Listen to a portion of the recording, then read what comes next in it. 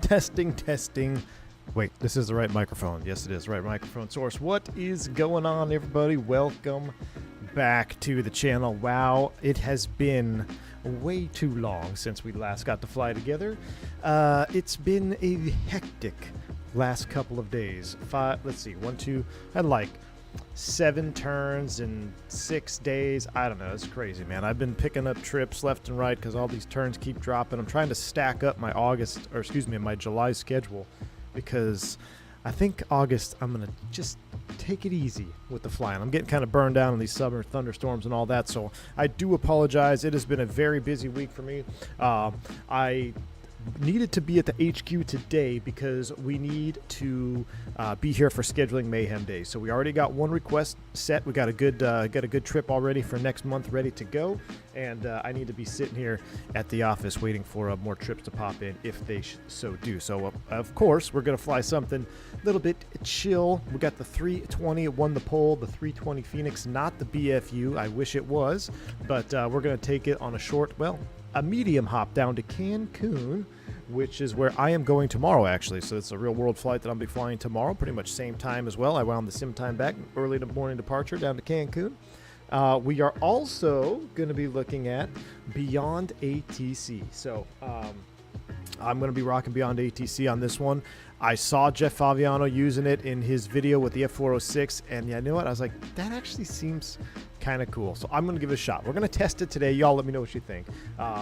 But that's on the slate for today. Now, thank you all for the congrats on 50K. We hit 50K subs over the last few days while I wasn't even streaming. So it's been I've been very excited about it. I wish I could have streamed during the eclipsing of the number, but I was doing real world flying, but I was definitely keeping track. I saw you guys posting in the Discord, so thank you to all who have subscribed to this channel. It's been a wonderful 6 years I think we've been doing this now, so it has been fantastic. I love every minute of it, and 50K subs, man. I remember when I first had 50 subs. So to be at 50,000, I mean that's more than 50,000 fans at Dallas Cowboy Stadium here coming up here pretty soon, because there's not going to be that many Cowboys fans this year. But again, thank you all for the support. It's been quite the ride, and here's to the next 50K. Yes, we are going to be doing the Euro Tour V2, and you know what? What a better timing for August. If I'm not going to be flying, if I have a light schedule for next month, I guess it's time to go Euro time and start flying in the sim. So it should be fun. It's gonna be I'm still gonna be kind of sporadic the next couple of weeks. I have a trip next week, and then I have training. I've got recurrent training in the sim on the first week of August. Bank angle. 50 for 50. Congrats on 50K V1 and welcome back to streaming. Didn't realize you actually work. I didn't realize it actually worked. Who was that? Hold on. I got to log in to see who that was. My goodness. Was that... Hold on. Give me a second. Thank you so much for whoever that was. Was that Tutco? Was that Tutco on there? I thought I saw it. I don't know why I can't read it in this thing here. Hold on. It's loading right now. Give me a second. Very, very kind. Thank you.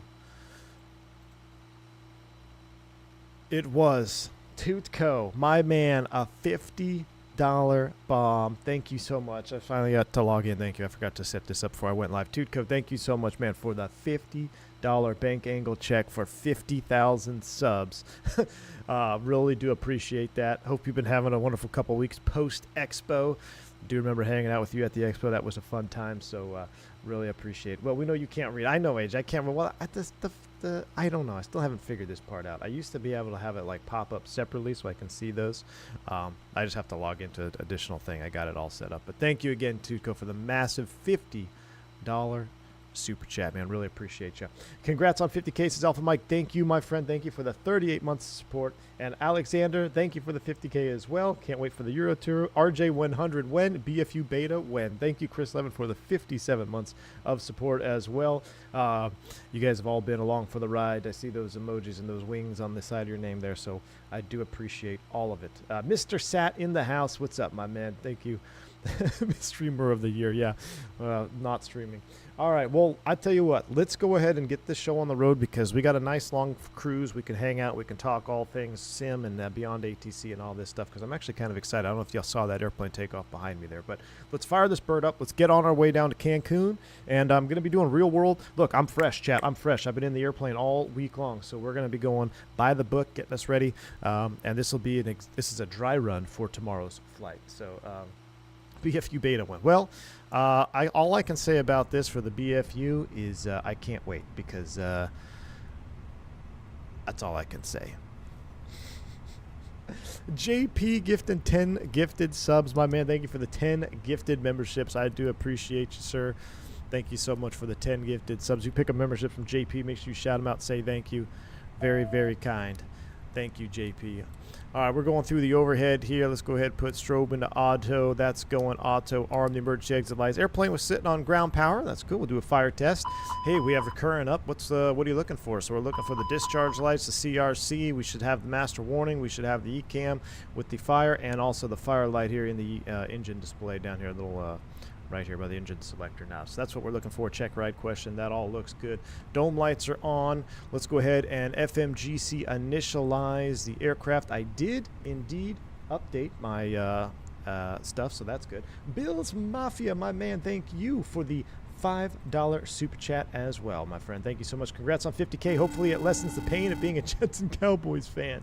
Oh my goodness, dude. You're telling me. It's you're absolutely right. It's going to be a painful year. And you know what I can't stand already is I see like these Jets media just things saying, oh, the Jets and Justin Fields, he's looking great. Give me a break, dude.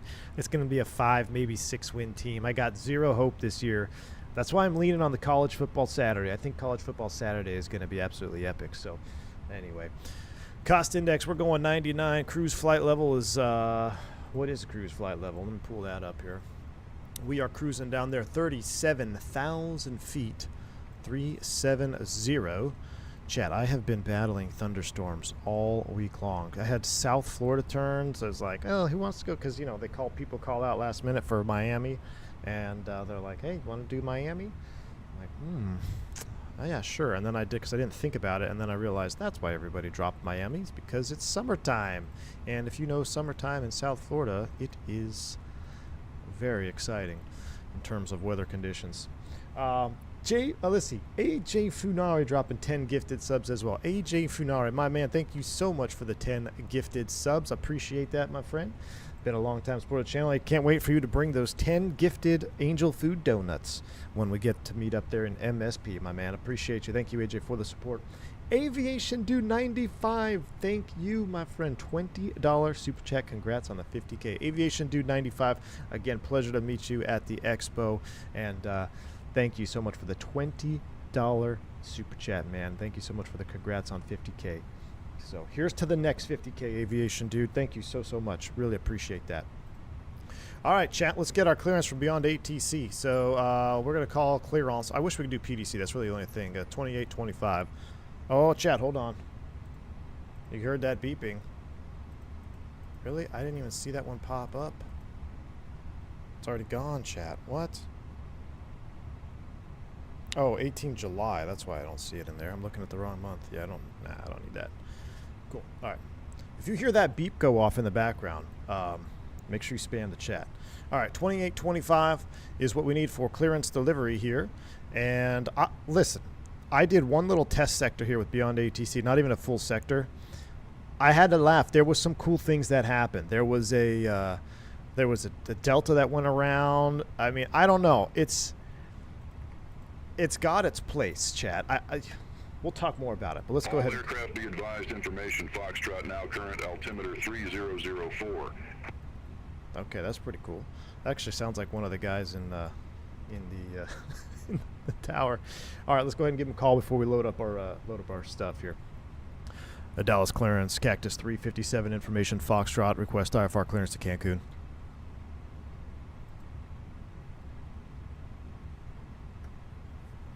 Cactus 357 DFW clearance. Thanks for information. Foxtrot clear to Cancun. Darts 9er departure with the Navasota transition then as filed. Climb via side. Departure frequency 126.475. Squawk 0434. All right, clear to Cancun, Darts 9, departure, Navasota, as filed, climb via SID, departures 126.475, squawk 0434, Cactus 357.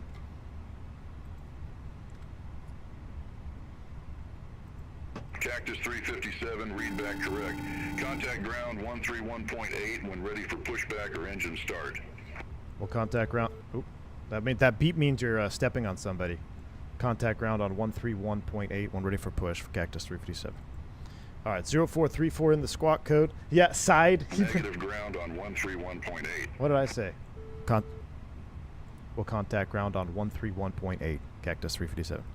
So, what the only tricky part? Negative. What? Ground on 131.8. Okay, I'll just Ground acknowledge it. 131.8 when ready for pushback or Oh, he engine wants start. me to say push or engine Cactus start. 357. So there's still a couple of things that they're still working on like that. I can see that. 868, request IFR clearance to Miami. Who's going to Miami? All right. So anyway, I'm going to go ahead and turn off the radio so I don't have to listen to it. What's crazy though is like there's little things that happen. Like I said, thanks for Foxtrot, this and that, this and that. There's little things like that that are actually pretty cool.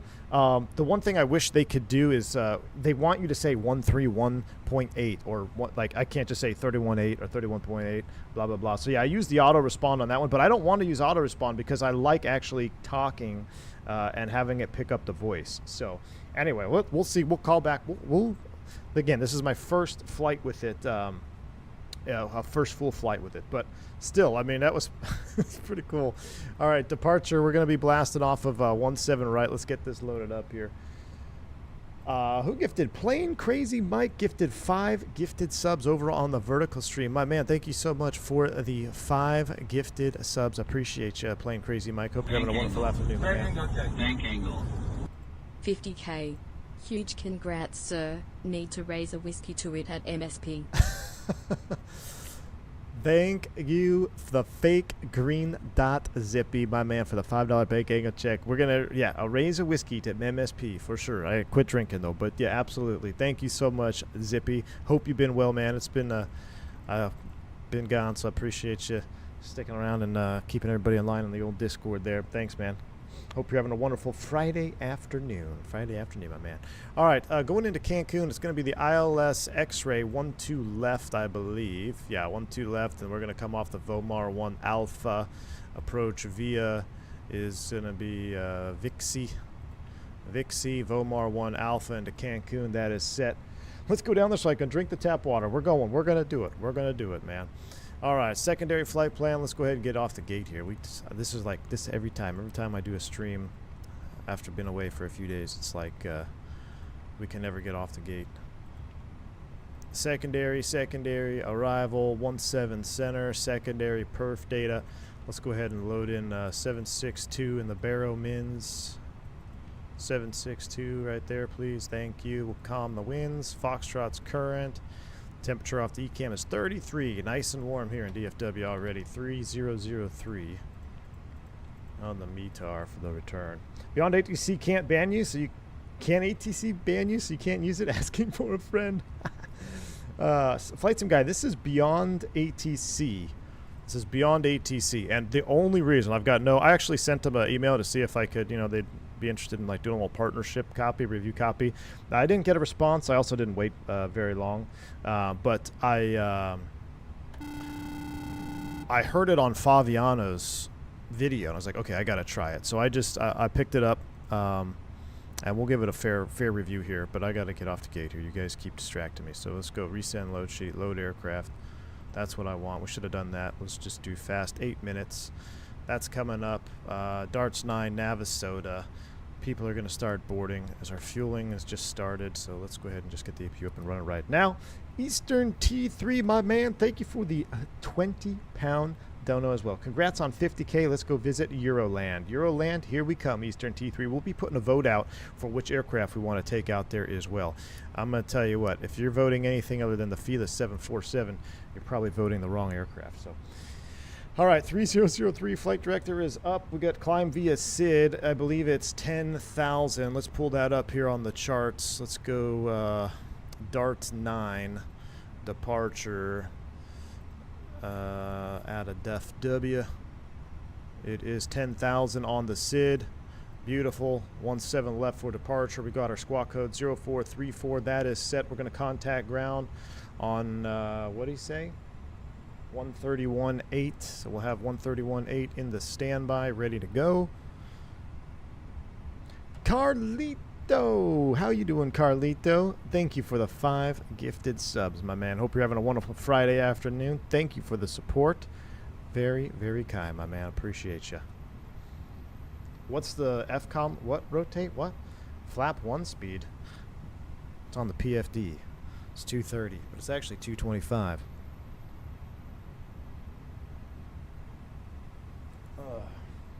Believe it or not, that's not a limitation we have to have memorized, though. Thank you again, Carlito. I appreciate you, my man. All right, APU is up and running. Let's go ahead and get the timer for 3 minutes on the chrono. And the sun is rising. It's a beautiful morning here in DFW. There's a little Delta widget over there. This used to be the old U.S. Airways gates over here on the southwest side. Oh, look at that UPS Heavy taxiing out. Look at that MD-11 taxiing out. I love it, man. All right, 31.8. We'll put that on so we can listen. We've got a few minutes left. Everything else is set up in the bird, though, right? Yep, everything else is set up. So now we can chill. Vote for X-Plane, not on my channel. Are you using Imagine Sim? No, Nick and Nate, this is default DFW. This is default DFW in 2024, which did receive an update, and it's actually pretty good. It's not, you know, it's not the best scenery ever, but it's flyable now. It's absolutely flyable. All right, we'll accept that. Load sheet. What do we got here? The primary one, prelim, boom. No jump seaters, huh? We'll wait for the final. And fueling is complete. So, fueling complete. Get these tank pumps on. Boom, boom, boom. UPS 754 Heavy, cross runway 18 left at Alpha 4. Continue taxi via Bravo. Hold short runway 18 right. I'm going to turn down a little bit. 18 left at Alpha 4. Continue taxi via Bravo. Hold short runway 18 right. UPS 754 Heavy. UPS 754 Heavy. Are you getting Wind Wing MCPs? You know what? I'm not going to get the MCP, but I've been looking at the McDo. I really think I'm going to place an order for the Wind Wing McDo. American 868 at gate Charlie 17. Request pushback and engine start. So here's the other thing. With the AI traffic, I had it turned all the way up, and man, I was going to be like 10 in line for departure. DFW ground pushback and engine start approved. I'm going to turn it all the way down because we're sitting at the gate here. I may be poor, but 50K has to be celebrated. Johnny No Cash. Hey, my man, thank you so much for the €5 donation, man. I really appreciate that. Thank you so much. Celebrating the 50K subs, dude. Thank you so much.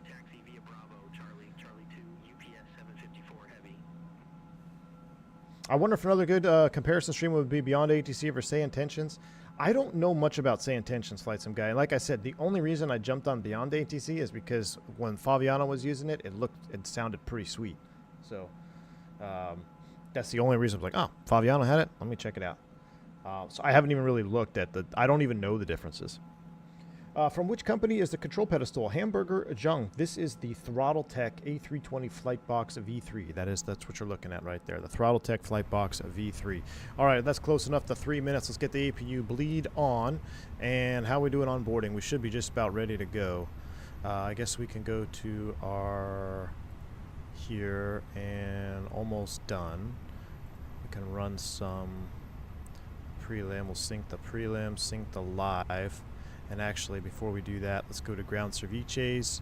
Let's go ahead and remove the chocks and cones. You're good to pull GPU. We still have one door left.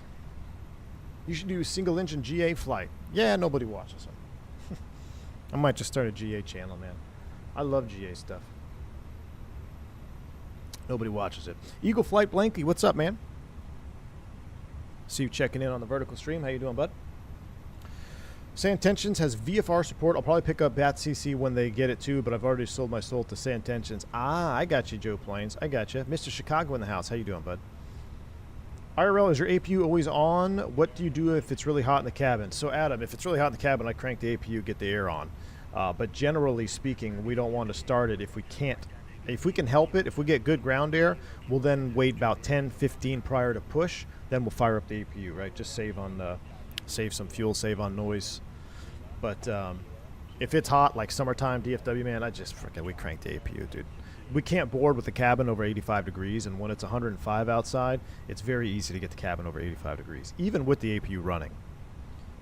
If you like Beyond ATC, you definitely need to try Santentions. It's less scripted. Interesting. Okay.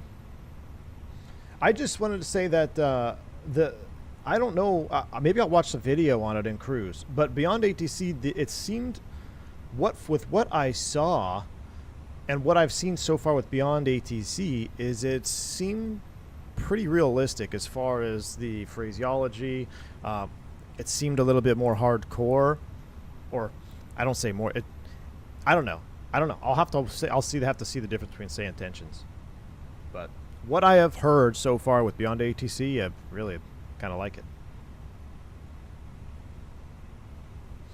Big congrats on the 50K. I also believe in cactus supremacy. Diabetic lad, my man. Thank you for the 3 months of support. Yes, I mean, look at this. How great is this livery? What could have been a 320 with sharklets in the U.S. Airways livery, man. What could have been? What could have been? All right, we're boarded up. Let's go ahead and close the doors. Let's remove the jetway. And let's connect the tug.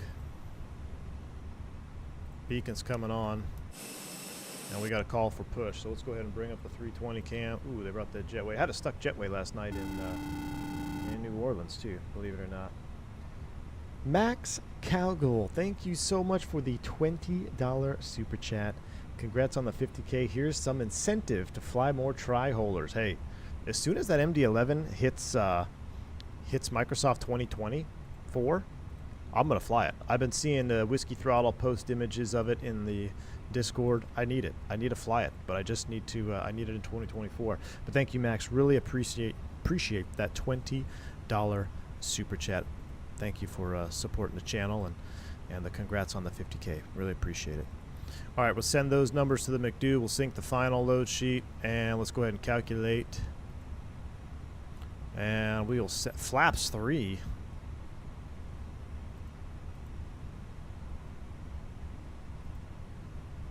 There we go. Send those to McDo. 40. Let's see. Here we go. 148, 51, and 52. Flaps 1 down 0.3. Toga is set. All right, let's give him a call. We are ready for push and start. DFW ground cactus 357. Ready for push.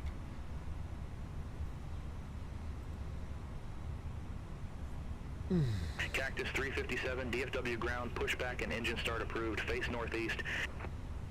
Pushback engine start approved, face northeast, Cactus 357. Cockpit to ground, ready for brake release. Affirmative, Captain, ready for brake release. Brakes release, you're clear to push.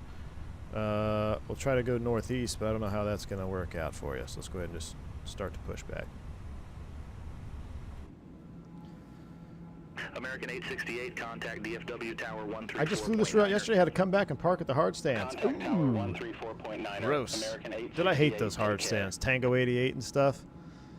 Freaking hate the hard stand. TFJ is doing a good job on updating the MD-11. They also announced that they are dropping P3D support as well as moving to 24. Might piss people off. Might piss the 3 people off. Listen, hey, I'm all for it, dropping P3D support, man. Let's go with the future. You know who else I'm very impressed with, and I wanted to do this flight, but I didn't have time, is the Aerostar.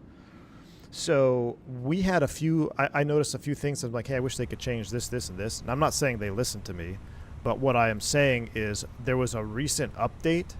That's not far enough. And they've literally tweaked the sounds. They've fixed the glass on the panel, and they've adjusted the spinner. And I took a look at it yesterday, and it looked really good. So I want to get back in the Aerostar as well. DFW ground, pushback approved, face east. Pushback approved, face east, American 2812.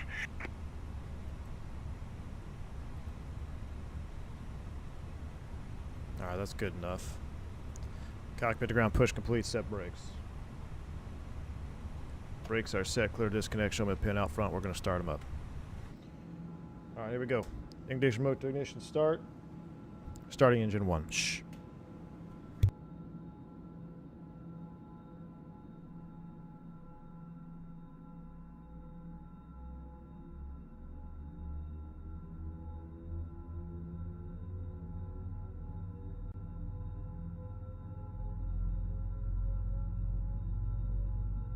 Flight streamer, this is beyond ATC. Beyond ATC.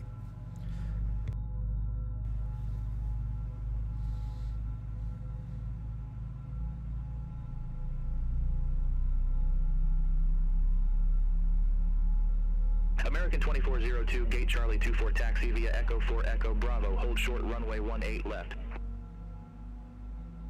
Gate Charlie 24 via Echo 4 Echo Bravo. Hold short runway 18 left, American 2402. P3D main target is military. P3 came out and said they owed it to the flight security to allow the public to use it. Yeah, I mean, I dropped P3D. I dropped P3D years ago when the X-Plane 10, 11 was cooking. Starting 2, we'll do a 2-engine taxi out. We need 5 minutes on the warm-up time. Jeez. Flight streamer, I'm not sure. We're going to find out. This is my first full flight with it. My first full flight with it.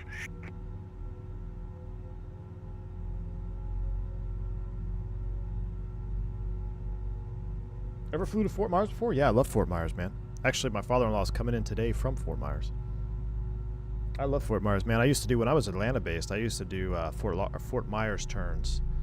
And I love that trip, man. I love going down there. I love that airport. It's small enough, but big enough. It's got all the nice stuff, but it's small enough where you can get in and out. You're not congested like Miami or Lauderdale.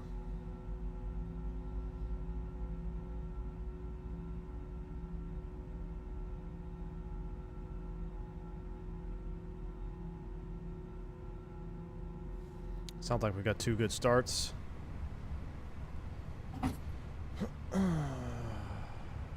Why do we still have the... Oh, disconnect the tug. I was like, why do we still have the pin connected? We got 2 good starts. That's going there. There. We're flaps 1.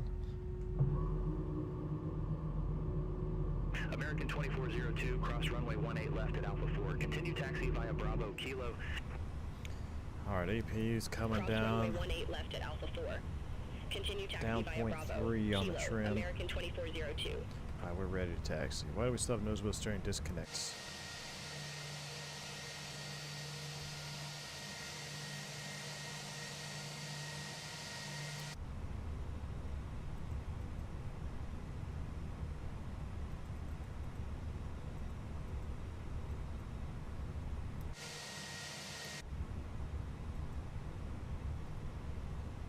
There we go.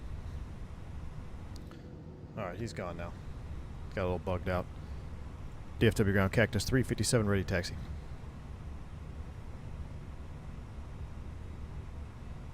Cactus 357, runway 17 right taxi via Echo Mike Lima, Echo Foxtrot. 17 right, taxi via Echo Mike Lima, Echo Foxtrot, Cactus 357. Alright.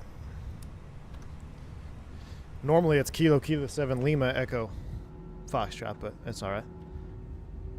Let's go. Brake check. Pressure 0. Alright, we'll take it out. Spot 49. Let's get some juice lights up on in here too. So real world, this would be ramp controlled. And then we would monitor ground at 49 or 48, whatever it is. What's the best GA cargo plane for some special cargo ops around Mexico? Oof. Piston Duke, probably. Probably Piston Duke. Some are going to say the Aerostar. Maybe the Aerostar when it's complete. I think it's the way. I mean, that last update that they pushed was awesome.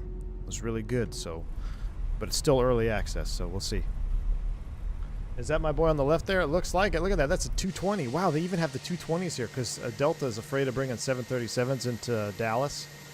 So they just bring 220 and Airbuses. And it's mostly 220s. Look at that. That's pretty cool. Contact Tower 134.9er, American 2812.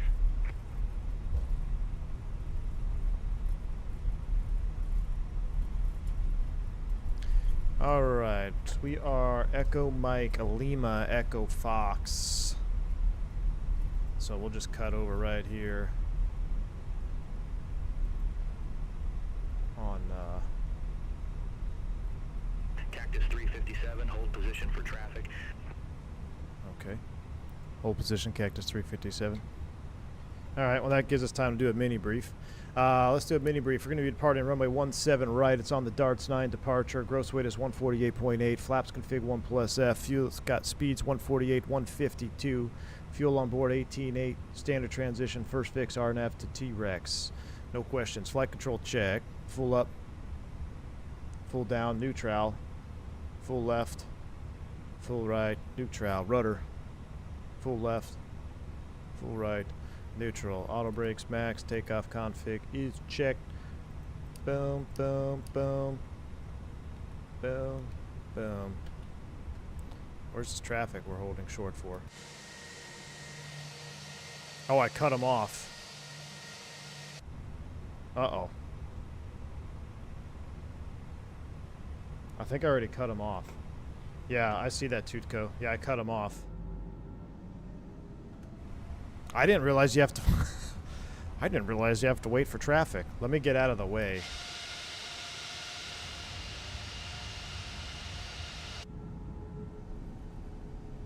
Hey, we cut off American. That's all right. That's a 321. All right, now we'll let him pass behind us here. My bad. I guess I should actually be looking around when we're taxiing. My bad, my bad, my bad. All right, schedule, real world scheduling update check. Ooh.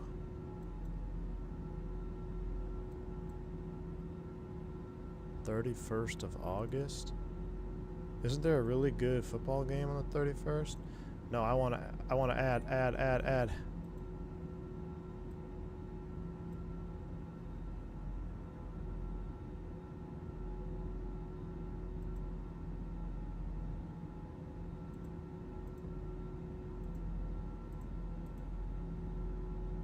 Delta 1278, gate Echo 12, request pushback. Delta 1278, DFW ground, pushback and engine start approved. Face northwest. Pushback approved. Face northwest. Delta 1278. All right, I guess he forgot about us. Let's just go. Cactus 357, continue taxi. Continue Cactus 357. So I had a controller, speaking of controllers forgetting about us, in Miami, I had a controller literally forget about us, then got snippy with the FO, and I was like, okay. I had to put on my captain voice and take the mic. Cactus Podcast that one. Continue taxi. Block somebody.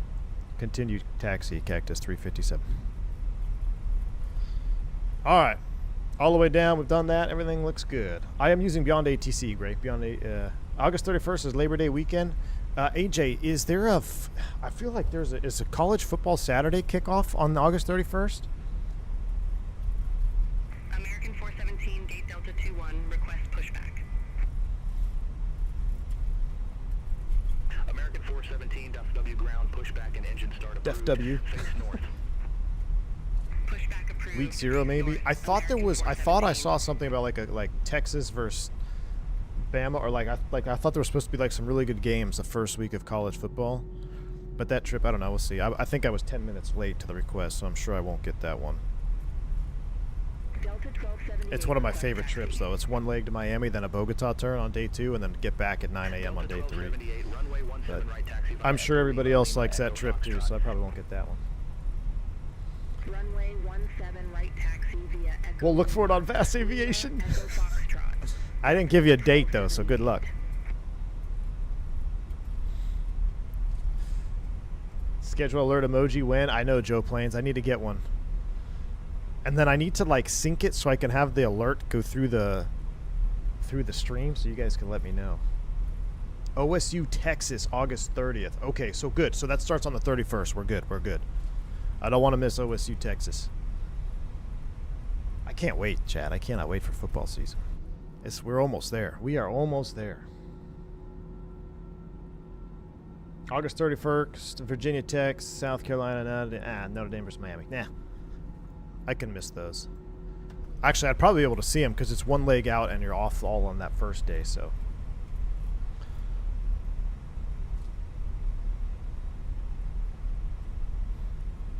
Oh, got an American out there. I do like that it populates.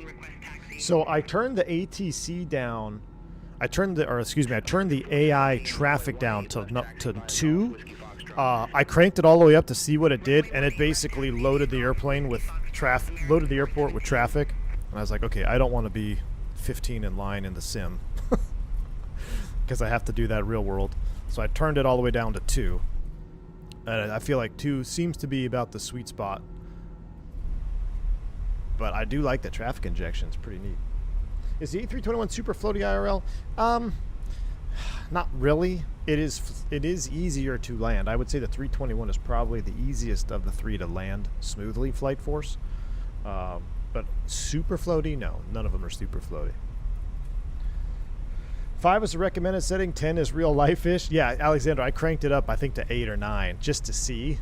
And I was like, nope, not doing this. The only reason I put it to 2 is because I also didn't know if it was going to affect performance. So, Young Lean, the performance was fine when I had heavy traffic, but I also wasn't streaming. So if I wasn't streaming, I think I'd be okay with it. But because I'm streaming and running all the I'm just running so much off one PC. I decided to lighten it up. But yeah, one of these days this week we came down here. We were like 20 in line. American was trying to go back to the gate because his cabin was 95 degrees on a 787. Then they ended up not going back to the gate. Then they were going to go back to the gate again. Then they didn't go back to the gate again. Then they took off from intersection Yankee. I'm like, well, that's going to be an ASAP. It's always the same amount going out based on the schedule that BAT scapped for the day. Really, Tuco. So it's real schedules? Okay, that is pretty cool, man. Oh, look, I'm all over the place here. They use 7 days of data from February 24. Oh, okay. That's very cool.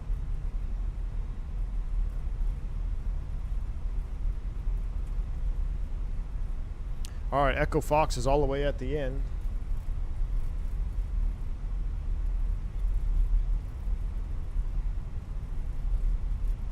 Cactus 357, contact DFW Tower 134.9er. Have a good one. 134.9er Cactus 357. Good day. 34.9. I need my little radio panel if I'm gonna be doing this. Let's get departure loaded up as well before we call them. You're gonna have to try this when I'm done setting up my sim after the move. Andre, I'm telling you, man, I kind of like it, dude. I kind of like it. American 114 Heavy, exit left at Echo Tree. Exit left at Echo Tree. American 114. Oh, American 114 Heavy. I just came in from Seoul. All right. Let's see. Departure freak is going to be 2647. Let's have that loaded up here.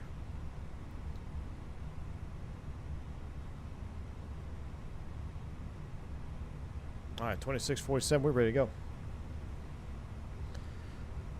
DFW Tower, Cactus 357, holding short, 17 right, ready for departure.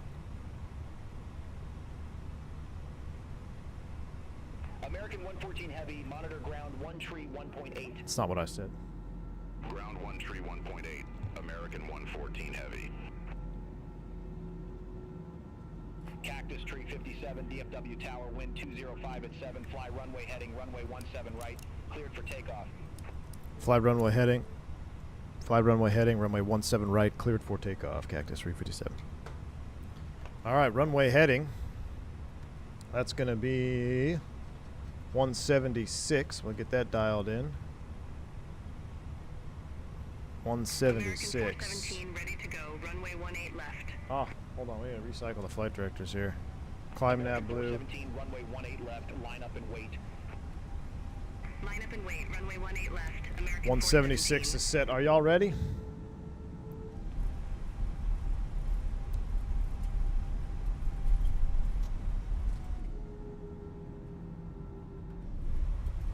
Let's take it on the roll. Spool them up 50. Yoga's in chat. American 417, DFW Tower, wind 205 at 7, fly heading 100, runway 18 left, cleared for takeoff. Toga. Fly heading 10. Van Toga SOS runway auto thrust bleh. Takeoff. American 417. 80 knots thrust set. Holding short. Runway 17 right. 100 knots. Check. Delta 1278, runway 17 right, line up and wait. Runway 17 right. Line up and wait. V1. Delta Rotate. 1278. Positive rate. Gear up. Fly with. Whew.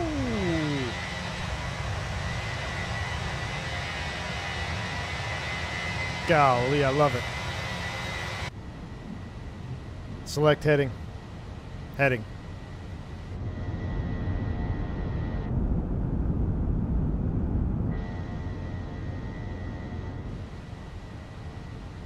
Delta 1278, DFW Tower, wind 205 at 7, fly heading 210, runway 17 right, cleared for takeoff. There's a Maverick VOR. Fly heading 240. Thrust climb, open climb heading. Auto thrust. Delta 1278. Cactus Tree 57, contact Lone Star departure. Contact Lone Star departure. Contact Lone Star departure. Cactus 357. He even calls it Lone Star. That's pretty cool. Envoy 3660. I love how you can block people. That's so. Oh my gosh. I'm having too much fun with freaking AI ATC. Never in my life that I think I would be saying that. Turn left, heading 015, descend, maintain 6000, altimeter 3004, Envoy 3660. Lone Star Cactus 357, 3,600, climbing 10,000. Speed checks, flap 0. Lone Star American 417 2000. Look at that. Americans freaking blocking me. This is real life, chat. Envoy 3919, turn right, heading 120, intercept This is the real- 18 right localizer. This is real life. Descend and maintain 4,200 feet. Turn right, heading 120. Intercept the 18 right localizer. Descend and maintain 4,200 feet. Envoy 3919. American 417, Lone Star departure, good morning, radar contact. Cleared direct south, resume the Cruise 01. Climb, maintain flight level 180. After takeoff check is Clear complete. direct south, resume the Kusa 1. Climb, maintain flight level 180, American 417.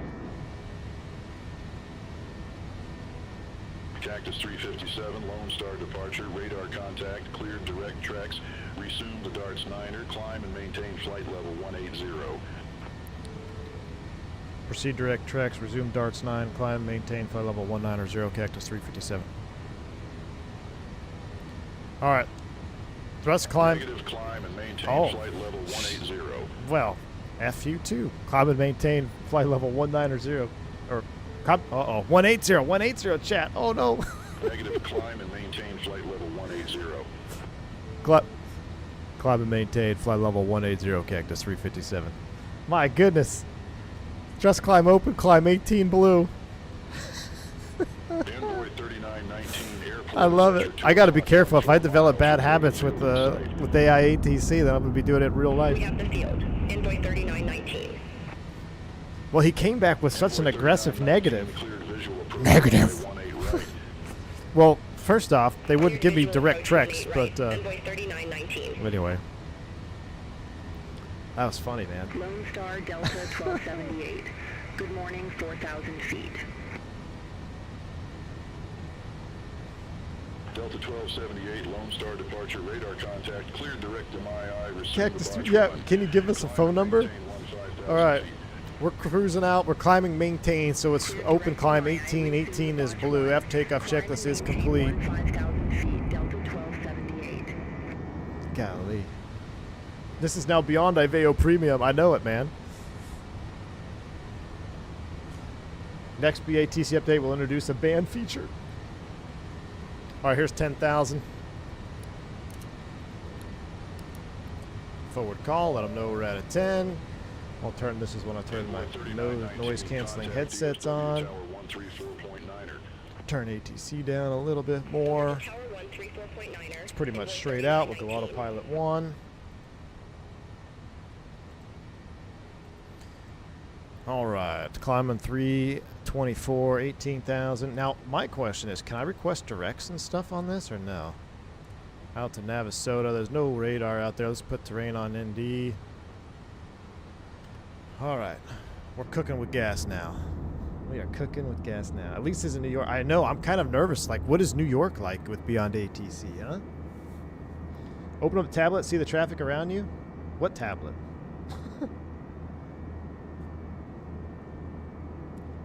You can request direct to a fix? Really? I wouldn't get a direct right now. Let's just go ahead and let's stay on it. Once we get out here, I'll do a real world request. Well, realistically, they might give you Navasota right now, but that's not going to help us much. Let's see if we can cut the corner and go direct muscle. Lone Star departure, Cactus 357, request direct muscle. Cactus 357, Moza is too far from your current position to allow safe sequencing. Enable direct Moza at this time. Cactus 357, roger. Wow.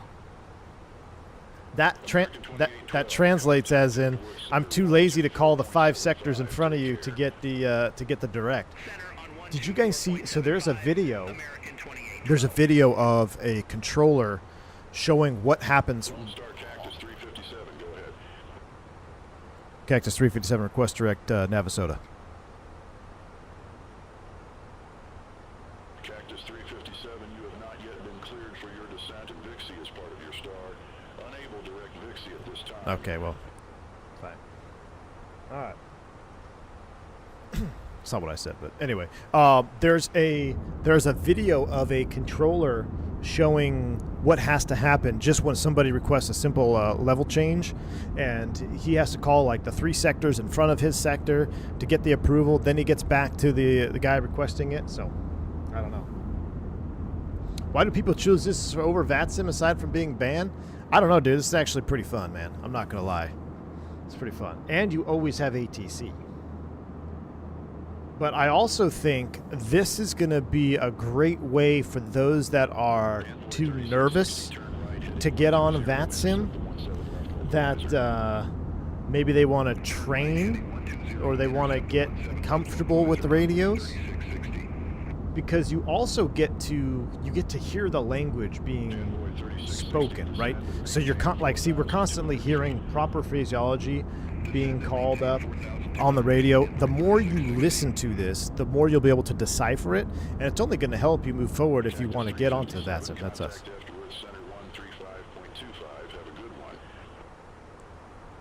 Contact 135.25, Cactus 357. Good day. 3525.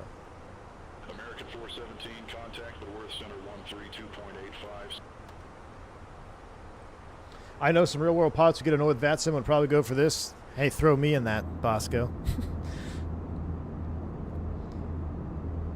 Fort Worth Center, Cactus 357, 16,000, climbing flight level 180.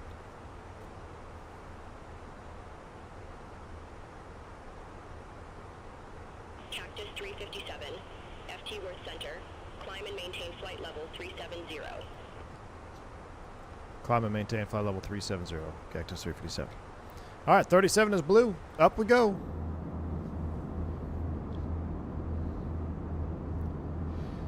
It's a great learning tool to get used to ATC. You could turn on auto reply and let your FO reply. Then as you get more comfortable, you can do it all for yourself without real world VATSIM pressure. True, Al Loper. That's where I think this is going to really have its role, is for those that maybe want to get on VATSIM or Pilot Edge or Iveo or whatever, that's all 3 of them, right?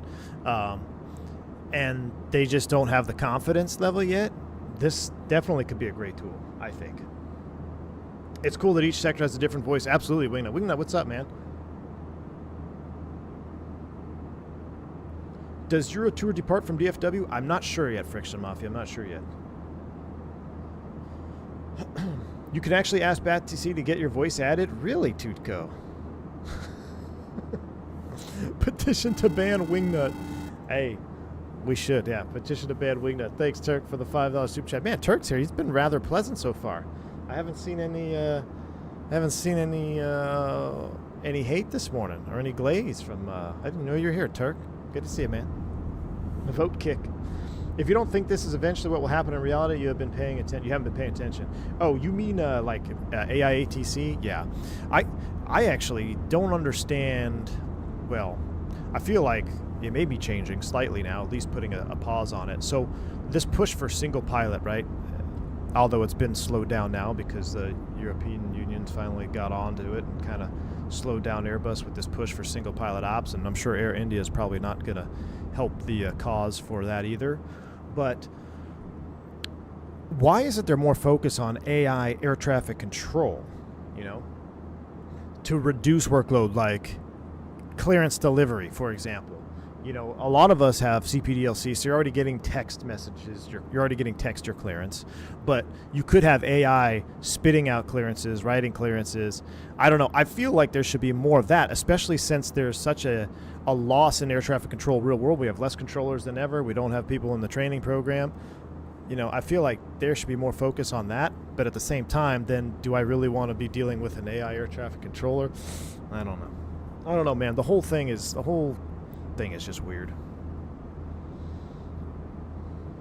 As someone who flies VATSIM all the time, I kind of like having the FO do my calls. How do I set that up? Do I just turn on auto respond? I'm going to turn auto respond on. Okay, so I turn auto respond on, and that'll be the FO, right? So I have a little beyond ATC window that I'm looking at over here on my side screen. Oh, let me go back to full screen here. Get that off. Yeah, so I turned on auto tune, and auto respond is on. So this could be really cool for when you're flying into a high density airport and you're maybe doing a high workload. Let's see what happens. Let's see if my FO takes it. I'm not going to do anything. Eftworth. Cactus 357. Let's go ahead and set standards. Standard set once, twice, and thrice. Center, Cactus 357 through flight level 215 for flight level 370, direct Torn. Cactus 357 Eftworth Center. So, I mean, that's pretty cool. So now we've got the FO doing the radio calls. All right. Eftworth Center. Yeah, Beyond ATC needs to hit me up. We can clear out a couple of these things here. I'll be your DFW specialist. I'm just surprised they have Lone Star in there. I mean, and this is still early access, obviously. Or not early access, excuse me. What's not official release yet, right? What do they call that? Yeah, early alpha? I don't know. There was like 5 messages before I launched the program saying that it's still under development. Uh-oh, Wignut, what's up, man? The only thing in real life more annoying than Turk is ATC. It's bad enough real world. Now I got to deal with him in the sim. Nah, Wignut, dude, my man. Thank you for the 51 months of support. True. And listen, I know I get probably get grief for this, and I think Wingnut would agree with me, and I think any real world airline pilots in the chat probably agree with me on this. We don't need practice talking to air traffic control. We don't need, I would argue to say that a lot of us don't want to talk to air traffic control when we fly our sims, because real world ATC, it can be stressful. There's a lot going on. It's obviously more at stake. It's part of the job. So when we get on the sim, and I could be, I'm maybe not everybody, but at least in my personal experience, when I was not a content creator, I had no real desire to use an ATC network because I just want to do my own thing. I don't want to wait in line for departure. I don't want to be told where to go. I just want to get on and fly and do what I want to do. So for me, the biggest plus to VATSIM for me is when you guys fly along with me, right? We do like group flights or conga lines. That is my biggest, that's what I enjoy the most of it. So I could be fine with an AIATC if you guys want to hear me talk on the radio, or you want to see programs that get a little review like this, like maybe you're on the fence about an AI program, AIATC. So, you know, I have no problem checking it out and giving it a rundown for the viewers. But I will say, it's been kind of cool. Been kind of cool.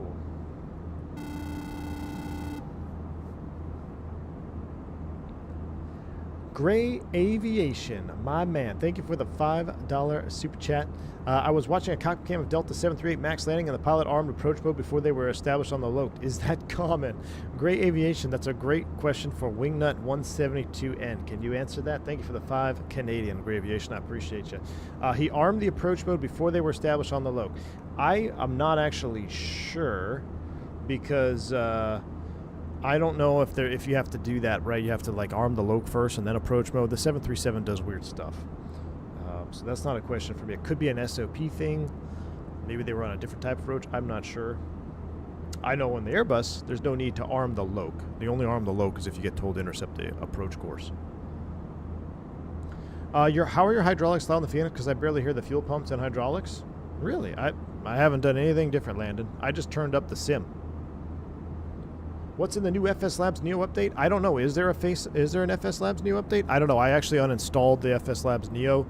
I'm going to just hang tight until the Fenix Neo comes out or the Pratt & Whitney Neo comes out for FS Labs. Then we will take another look at it.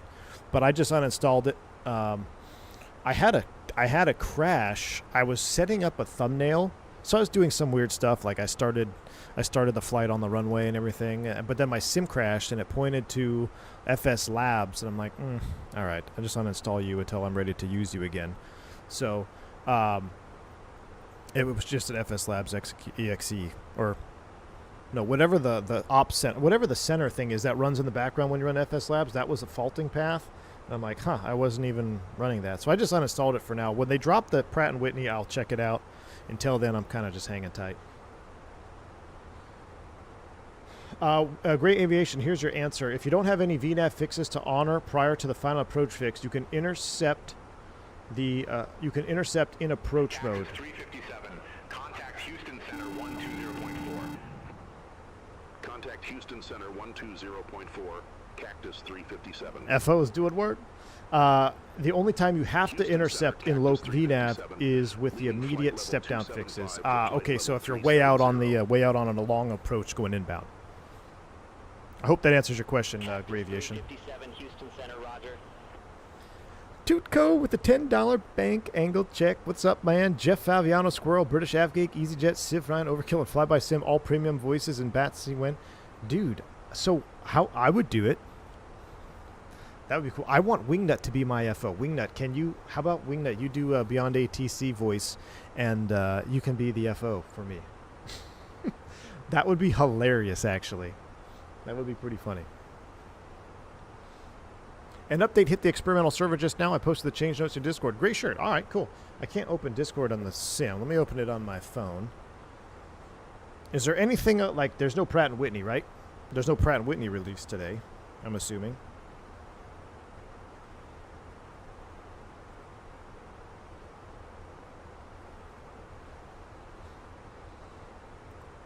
Man, these clouds are looking fantastic. All right, I'm loading up the latest change log for the FS Labs Neo. Primary goals, I just saw this in bold letters. Primary goals of the update to improve in performance and VRAM usage. That's good. Optimization helps smoother performance. We've also addressed several critical crash to desktop issues, including those triggered by aircraft reloads. You know what? That might have been what caused my crash. Aircraft reloads in specific TCAS traffic situations. 351, contact George Bush Intercontinental Approach 122.9 or 5. George Bush Intercontinental Approach, huh? Contact George Bush Intercontinental Approach Air Shuttle 6351. Wow, that's... Some of these voices are hilarious, man. They sound so realistic. I'm trying to see. From a handling perspective, correct an issue on yaw during the landing roll. Hey, that's something that we discovered. Retune brake effectiveness. Cool. Wide range of FMGC, Neo engine logic, ROPS behavior, various smaller fixes. Fixed metric step altitude. Flight plan import now fails cleanly if departure levels improve. Blah, blah, blah.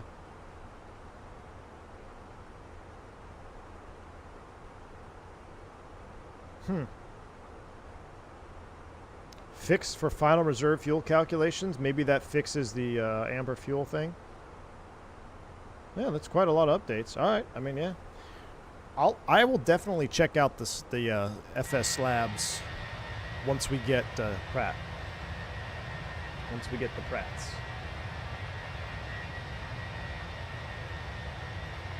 I didn't know Bat TC has this, but I know it's saying you can have a drunk FO. See, and there's things like that I don't care about. Like, if I'm going to have an AI ATC program, I don't need silliness. Like, I kind of like the fact that it's kind of serious sounding, at least. I don't know. I mean, that guy got pretty flustered on departure when I said 190 instead of 180. So that was pretty funny. But I don't know. I'll have to. I'm going to see. I think this would be really fun for GA flying, VFR flying, like Tower at Ray was saying. They need to get VFR support. That would be pretty cool. Because then you could crank up the traffic and then fly a GA airplane into a busy airport, and you could get used to, you know, how you're going to fit in a busy environment. You know, I think that's pretty cool. VFR is on the roadmap. I mean, that's pretty cool. I'll definitely check it out. Now, one thing that I don't necessarily love, and tell me if I'm correct. So the way that I understand how this pricing is for Beyond ATC, you buy the program, and then after so many characters get used in your premium voices, you can't use premium, or you have to buy again. Is that how this pricing model is? So it's almost like you got to keep buying it to get premium voices, or am I misinterpreting that thing there in the settings? You buy credits for premium voices and you don't use. I got you. Okay. $10 for premium characters, and it should last for a while. All right. You like the standard good enough? Yeah, I do have premium on right now. I don't even know what standards sound like. Free forever with basic. Oh, okay. I got you, Scober. So what I could do is I'll do premium when I'm streaming, and if I'm ever flying when I'm not streaming, I just do basic.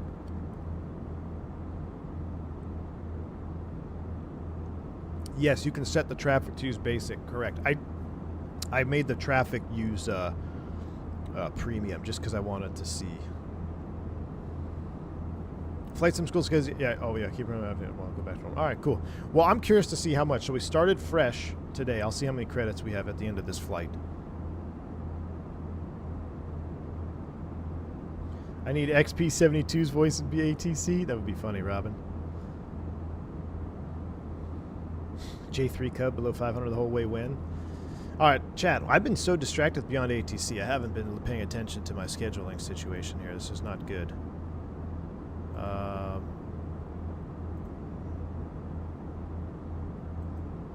So I did get my one request that I wanted.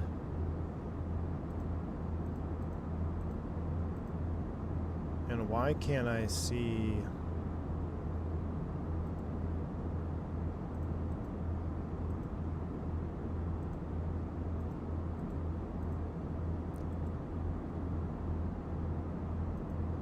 Really trying to pick up this other trip. Man, I would love to get that trip, dude.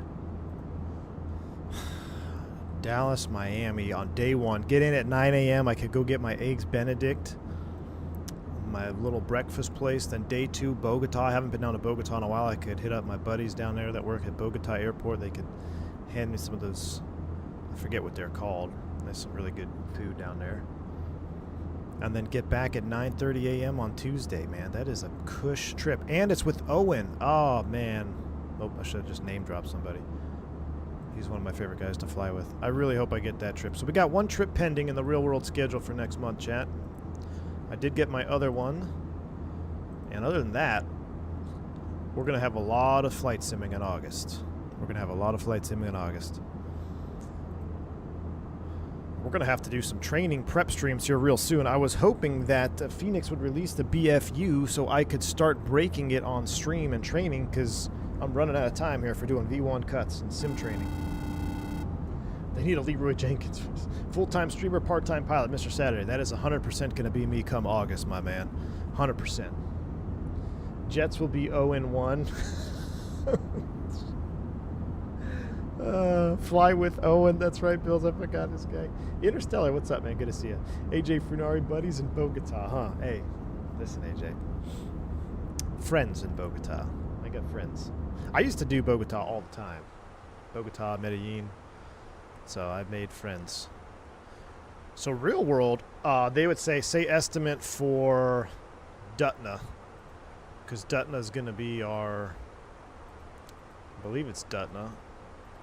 We're actually on the western route. So let's do some real world stuff here. We're level 370. It's a smooth ride. We'll get the seatbelt sign off. Look, I've been good at doing this. Let's do this right now. Ladies and gentlemen, just reached our cruise altitude 37,000 feet. Looks like it's going to be a smooth ride here. Just about to go out over the Gulf of America here. About an hour and 25 minutes left in our flight down to Cancun. Weather in Cancun, it's a beautiful morning. Temperature is 85 degrees. Calm winds, clear skies. I do ask, however, if you are going to be remaining in your seats, to keep that seatbelt fastened, just in case we run into some unexpected bumps. We'll update you on the weather tunnel route as we get a bit closer. Thank you. See, man, I'm on it. I've been doing PAs all day. So here we go. Who knows what I'm going to do next? Does the 320 have RTA for hitting entry times? Of course it does, Wingnut. What do you think it was made in, 1930? All right. We have a company Massagey. What's that all about? Are we late off the gate? I didn't think we were late. What? Delay code for beyond ATC. So we need to shift. This is an ETP point. There we go. Bill's Mafia's on it. So Wingnut, you're going to want to learn right here, because this is something your 737 can't do. Now, what we're looking at here is we're about to go feet wet over the GoMex routes, okay? So right now, my equi-time point is telling me the exact middle time of my flight plan from Dallas-Fort Worth all the way to Cancun. Now, while that's great for the majority of your flights, when you're flying over water, there's something that we do to shift the ETP to give us an immediate reaction if we need to continue straight ahead or turn back towards an airport of intended landing. So, as we proceed south over the water, the closest airport that we got service to down here is probably going to be Houston, right? So I want to now change my equi-time point between Houston and not necessarily Cancun. I want to make it to the airplane that's on, or to the airport that's on the western side of Cancun, the northwestern tip. So if we come down to Cancun, what is it? Mazatlan, what is it? Let's look here on the map. So we're going to shift our ETP.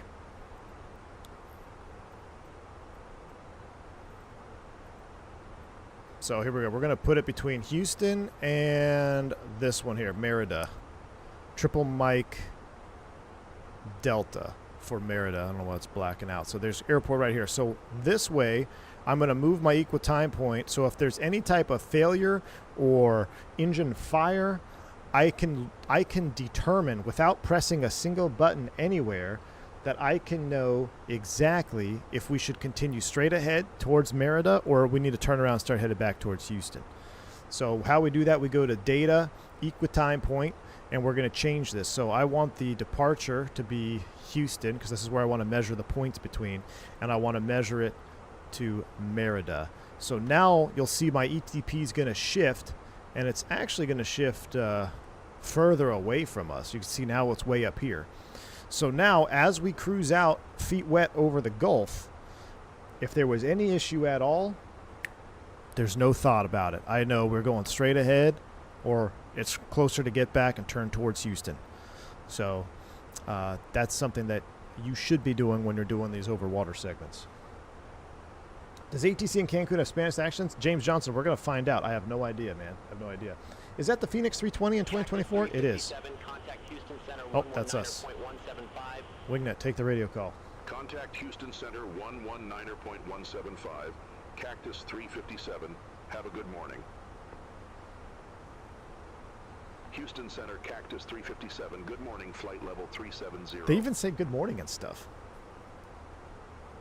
Cactus Cactus 357, Houston Center. So Houston, real world would say Cactus 357, say your DUTNA estimate, because that's when they're going to be handed over. Say estimating DUTNA 1303 Zulu. All right, I'm going to do request direct to DUTNA now. Let's see. Houston Center, Cactus 357.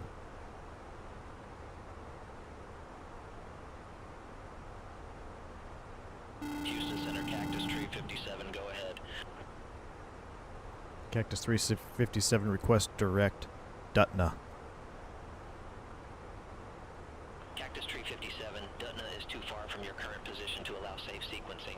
Unable direct DUTNA at this time. Ah.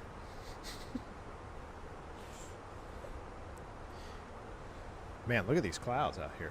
Wingnut coming in with a $5 super chat, my man. Appreciate you. To everyone who says I'm going to call and argue ETP isn't cool, I'll concede this is really cool. Single point to Airbus. There you go. Wingnut is finally coming around, chat. He's coming around. We have a... we've got him. We've got him, chat. We've got him right where we want him. Next, he's going to be saying, well, you know what? It is pretty cool that you can just hit the approach mode when you're on an RNAV approach. Here's my thing. If you can't arm the approach on an RNAV approach, you don't have RNAV. So the 737 does not have RNAV, in my opinion. That's going to trigger a lot of you. Wow, look at that. 357, contact Houston Center 128.6. Center on 128.6. Zippy, you're Cactus upset. 357. Houston Center, Cactus 357, flight level 370. I'm helping. Thanks, AJ. 357, Houston Center. Maybe this person. Houston Center, Cactus 357.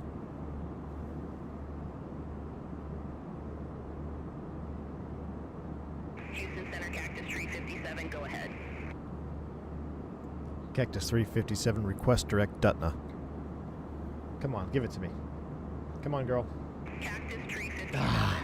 DUTNA is too far from your current position to allow safe sequencing. Unable direct DUTNA at this time. I didn't know if the Stone Age Airbuses at Wingnut's company can do that, though. I don't think they can. It's beautiful out this. Isn't this Delta Tango? Look at this, man. Let's do a little, with a little... I mean, that's the realism mode right there. But I don't know. The clouds are so beautiful. I almost like showing it looks like that. Oh, you can't direct over 160, says Gray Shirt? I gotcha. Thank you. Andy Boyce, I don't know if I'm at liberty to discuss what I'm most excited for. Flight level 370. This is real life, Zach. Zach, this is real life, dude. Look at this. Cactus 357, Houston Center. How far is DUTNA from here? Let's see. DUTNA is... Well, let's just do this. Prague page. Can you do this in the 737? Oh, it's 366? Yeah, that is far. They're not going to give us that. How about peg leg? Houston Center, American 1405. Good morning, flight level 410. She sounds like she works for American. Octot, American Agpod. 1405, Houston Center, radar contact. Nah, we'll pretty much just stay on it. Let's just stay on it. Right? It's a straight shot from here anyway. Tell me if you're testing the BFU update without telling me you're testing the BFU. Allegedly. No, I don't know what you're talking about. Better to be safe than sorry than it is. Exactly. See, I know nothing. I know nothing about the BFU. All I know is I'm not in the BFU right now. What's the destination? Interstellar. We're going to Cancun, Mexico, my friend. Cancun, Mexico. Request direct destination. Can we coax V1 like he's AI? Write a children's story about the upcoming BFU update? Yes, it is called Peg Leg, Andy B. Been away for a while, and BFU is coming soon. Well, it's been coming soon, Delta Tango, for the last couple of weeks, months, right? BFU clouds, it does. Doesn't it look like BFU clouds? Have I flown the 330? You mean in real world? No, I've never flown a 330 real world. This is beyond ATC, Douglas. This is beyond ATC. Going to Cancun IRL in January. EJKK to Cancun on the British 777. That's awesome, man. Very cool. I'll put up the map page for those that are inquiring on the vertical stream. There, you can see our destination to Cancun. Beautiful. What I should have done is brought my, I should have brought, I have my iPad in the truck. We need to be studying, chat. We need to be studying. Let me do a real world scheduling update check here.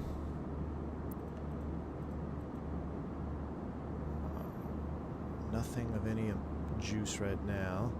I got a Kansas City and Pensacola next month. That's it. I've got 1 3-day trip and recurrent training. That's pretty much all I'm looking at for next month. Which I might be doing it wrong. I should probably load up my August and take September off since that's my birthday, huh? I don't know. I'm getting burned out, man. I've done, let's see, what have I done this week? Let me go back. So I've been flying.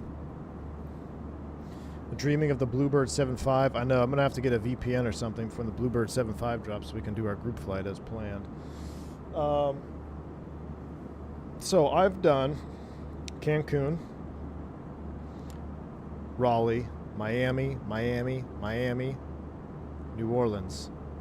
Off today, Cancun tomorrow, Atlanta, and then I'm off for 2 days, and then I don't know if I'm going to do this. I picked up a 4-day trip, which is very rare. I haven't done a 4-day trip in many, many months, but it's all one legs.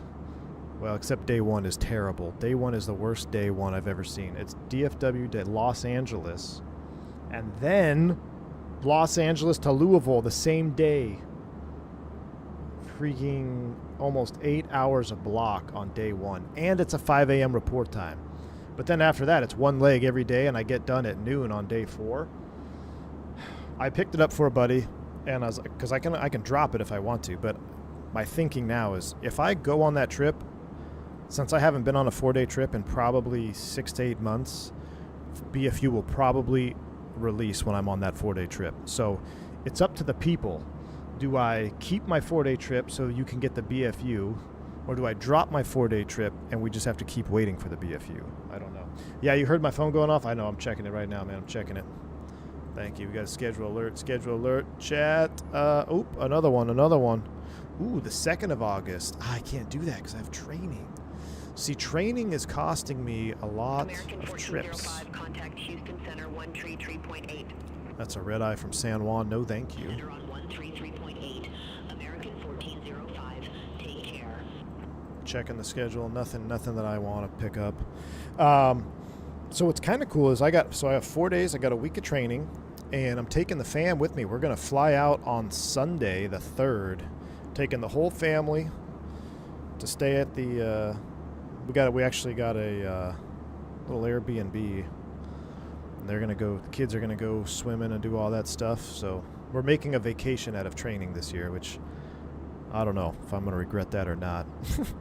Probably gonna regret that. But so I can't. All the trips that are available for pickup are from the 1st of August to the 6th of August, which is literally all my training. So I can't pick up any of that stuff. I'm waiting for anything after that. A week of training, that actually makes sense. You could use the refresher. I know, Wingnut. Funny. I got EET this year. So I got stuck in a weird cycle where I've had to do EET for the last 3 years in a row. Normally, EET it's what it is enhanced envelope training. And basically, you're supposed to do it every other year, but that's where you do all the upset flying. They basically put you inverted upside down at 38,000 feet. You got to recover. You do a lot of... You do flying with no flight controls. Well, that makes no sense. You do flying with no side stick. So rudder only, rudder and differential thrust. We do a takeoff out of LaGuardia, no flight director takeoff. Catastrophic control failure. You got to recover the aircraft, and then you have to fly using rudder pedals and differential thrust. Come back around, land on runway 22. We do the no flap landing during EET. A whole bunch of airborne maneuvers like recovery, upset attitude recovery training. What else do we do during EET? We do a lot of the raw data like selected practice. So selected would be you're flying in VOR, I'm flying in selected heading and selected speed, and I've got, we're actually tracking VOR needles. We'll pull up the RadNav page, we'll tune it, we'll have the FOs have his tuned in, and he's flipping the radio, or he or she's flipping the radials around, and you're tracking them with the heading bug and the track mode. So that's called selected approach training. We'll do that during EET. What else do we do? I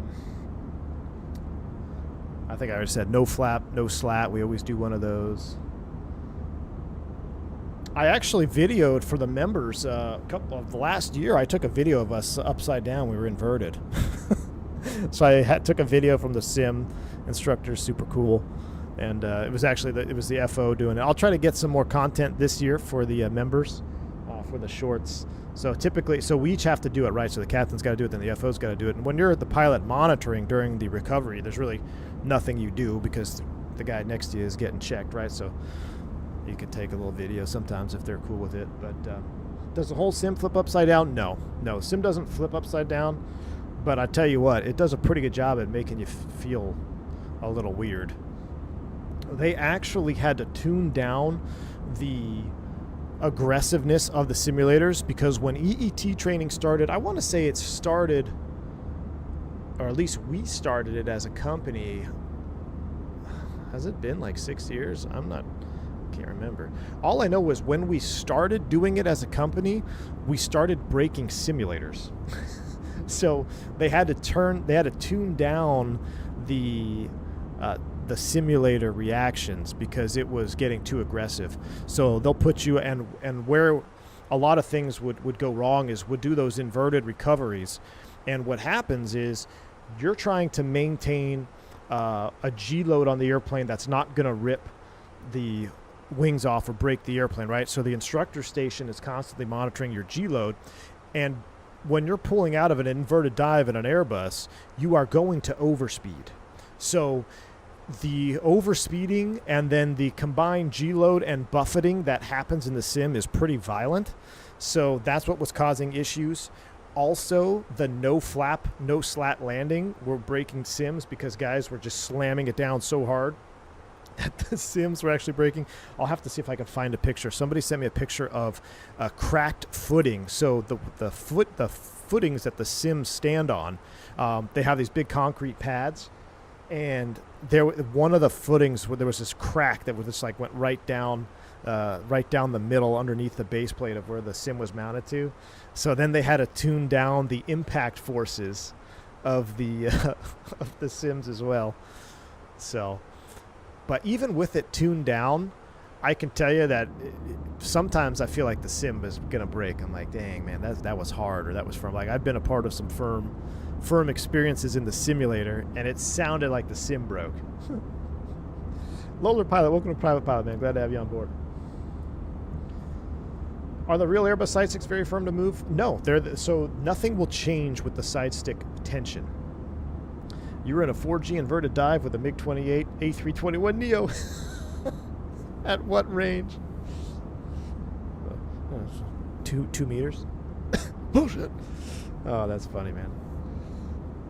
Surely you can't be serious. I used to have videos on my PC, but that's on my old PC. I don't have them on this PC. I'll get some videos for you guys this training. I'll get some videos for you for sure. I'm actually going to see if I can't get my buddy to come down. He wants to watch the sim session. So I got to see who the FO is. I actually don't know who I'm flying with yet. I'm going to the mothership this year for training. So we have training at different locations. But this year I'm actually going to the mothership for training. So I don't know who the FO is yet. But if he's cool with it, I'm going to see if I can get my buddy to come into the sim. Iron Man, what's up, man? Thank you for the 41 months support, dude. Contact XP72 and invite him. Now that would be awesome. Thomas Ray, what's going on, man? Thomas Ray, when's that MD-11 gonna get in freaking 2024? Oh wait, no, you fly the one in X-Plane. Never mind. There's a huge thunderstorm headed your way. Where you at, Sean?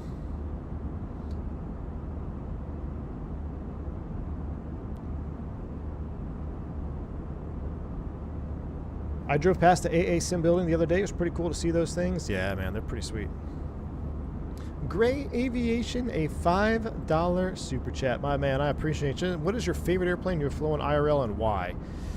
Ooh, man, that's a loaded question, Gray Aviation. And I'll tell you what, I got the two things that come to mind. I want to say any of my Beechcraft turboprops were my favorite airplanes, but that's that's looking in the past. Like when I was in the heat of the moment flying single pilot night freight at 1, 2, 3 o'clock in the morning, I didn't think it was all that amazing. But looking back on it, it was pretty fun. And yes, I had a lot of fun actually flying those airplanes. But I will tell you, I love my big comfy Airbus. I absolutely love my big comfy Airbus, man. Especially when I have a schedule like I've had this last week where I'm doing, turn after turn after turn. You get tired, right? And having a Airbus kind of, be able to do this, right? Wingnut can only dream about doing something like this. You can lay down on the floor if you want, come back, chill. Hold on, let's move our seat back. I would be lying to you if I said I did not like this right here. Yeah, let's pull out. We care about FOs around here. We'll throw the FO tray table out. Come on now. That's amazing.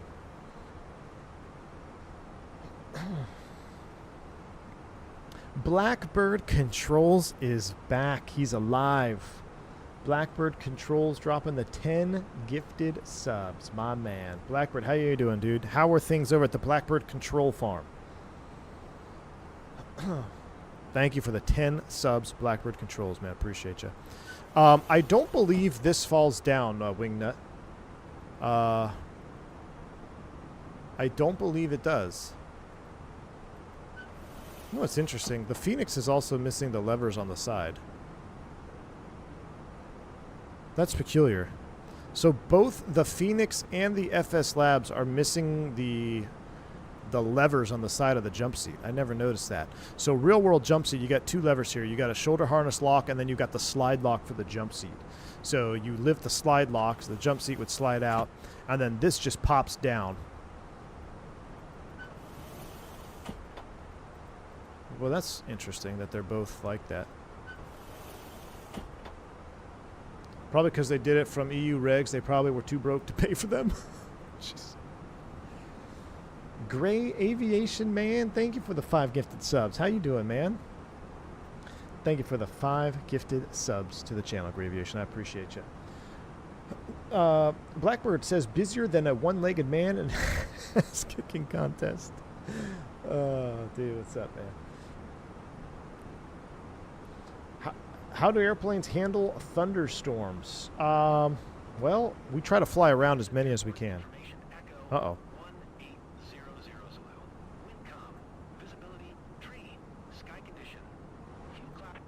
Did we miss a radio call?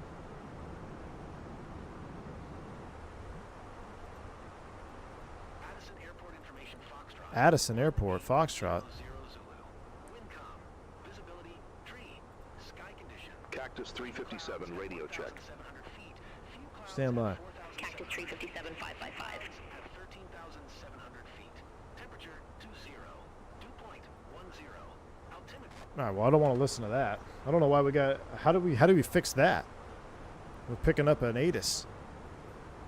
Always love your streams. Thank you, Gray Aviation. I appreciate that, man. So what we try to avoid thunderstorms, Sean, as much as we can. Now, if you got to fly through or around some, flying around them is okay.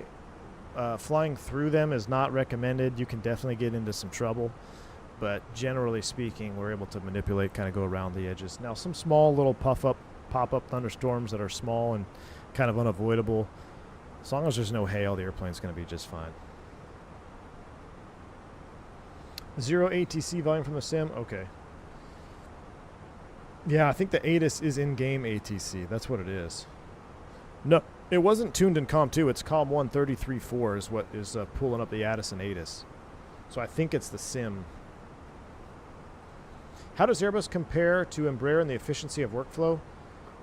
Airbus is... I mean, they're relatively similar. I mean, the Embraer's got a pretty sweet workflow too, man. You're talking about like the 170, 190. Basically, all you do is you come down here, you hit this button, tick, tick, tick, tick, tick. You go through all your perf, your flight plan, you're pretty much done. The overhead is like 3 buttons that you got to press, and it's done. So the E170, E190 is a very, very easy workload airplane as well. It's actually more advanced than the Airbus. There's no doubt about that. Try to find us a nice little view here as we cruise across. What if I do this? Go outside.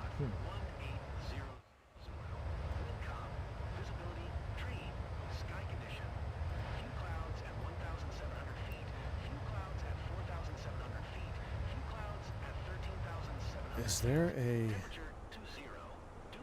I'm gonna wait for a radio check. I'll just have to wait for a radio check. Alright. We're cruising. Let's get some tunes on here. Slow it down. Oh, 10th of August. 2-day trip. Ooh, an Orlando turn. No. No, thank you. No. No, thank you. Oh, that's with 0 and 2, though. That'd be awesome. Nope, can't do the 10th because I already have a trip on the 9th and 10th.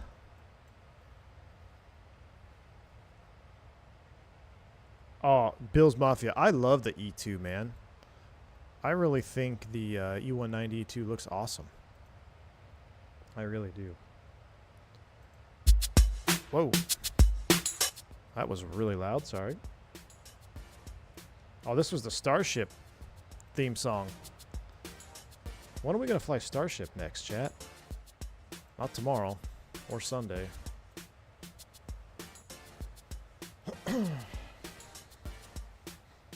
I believe this is the regular 2024 AI ATC. Okay, Alexander. Yeah, I'll just wait till we get a little further out. I wish 2024 would include weather radar for our lovely Phoenix. It's coming, Gray Aviation. It's going to be coming, I'm sure. Cabo's nice this time of year. Yeah, I wouldn't mind going down to Cabo right now.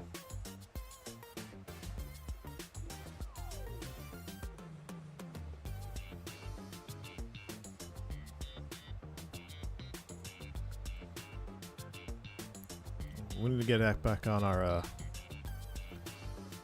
playlist for going south.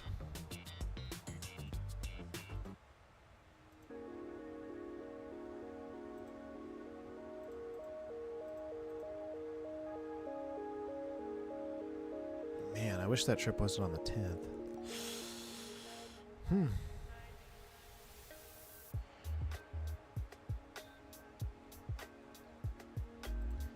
All right. I'm trying to upgrade commercial pilot, but it won't let me. Gray Aviation. Really? Nothing I can do. I'm sorry about that. Probably YouTube doing weird YouTube things, man. I wonder why the E2 has any, why it doesn't have any sharklets. Should be more efficient. Well, Friction Mafia, they have that raked wingtip, which is like the 777X, right? Which I think is pretty efficient. It looks awesome, though. I'll tell you what, the 190 E2s that I've seen real world Porter, they look awesome. Jeff Lebowski, what's going on, man? Turk help you set up the Moza? How's the Moza? How you guys liking your Moza bases? I've seen a lot of pictures lately.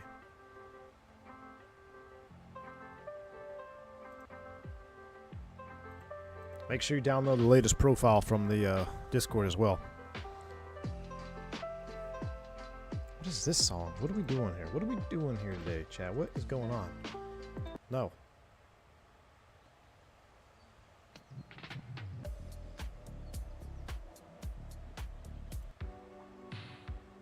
Summer Breeze.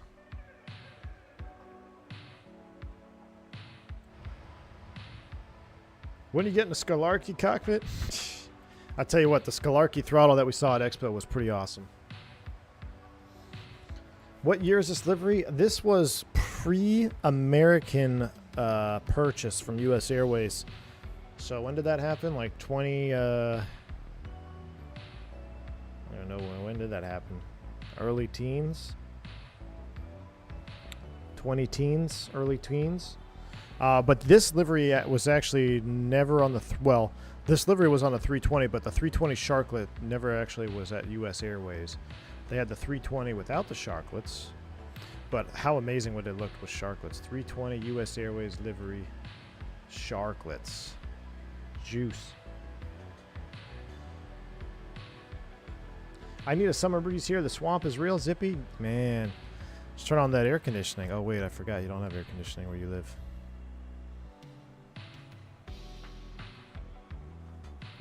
I don't know which one's a better view, inside or outside. 777 Poseidon-style raked wingtips. Yeah. I love that. I want those raked wingtips. They look good. Speaking of 777, didn't 777 something release today? The E2 engines, they look huge. Yeah, the E190 E2, in my opinion, is what the 757 Neo could have been, just in miniature version. Like, it reminds me of a 757 if it were a Neo, but just a smaller version. I can't imagine how cool a 7.5 Neo would have been. Got my AB9 last week. It's awesome. Sweet, dude.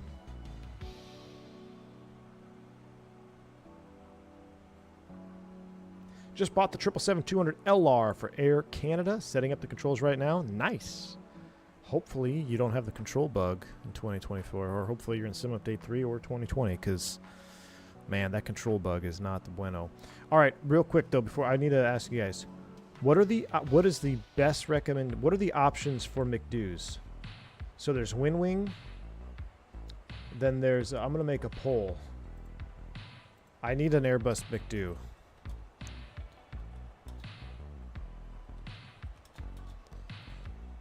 So it's Winwing. Then there's PU Korea, right? Wait, Winwing works with multiple aircraft? Okay, never mind. Disregard. I'm not even doing a poll. Oh, that's all I needed to know. We'll do the Winwing one. For the price, I agree. You can't beat it. Now, I did get to mess with the Winwing McDo at Expo, which was pretty cool. And yeah, the buttons aren't exactly realistic, but for the price, I agree with you guys. You cannot beat it.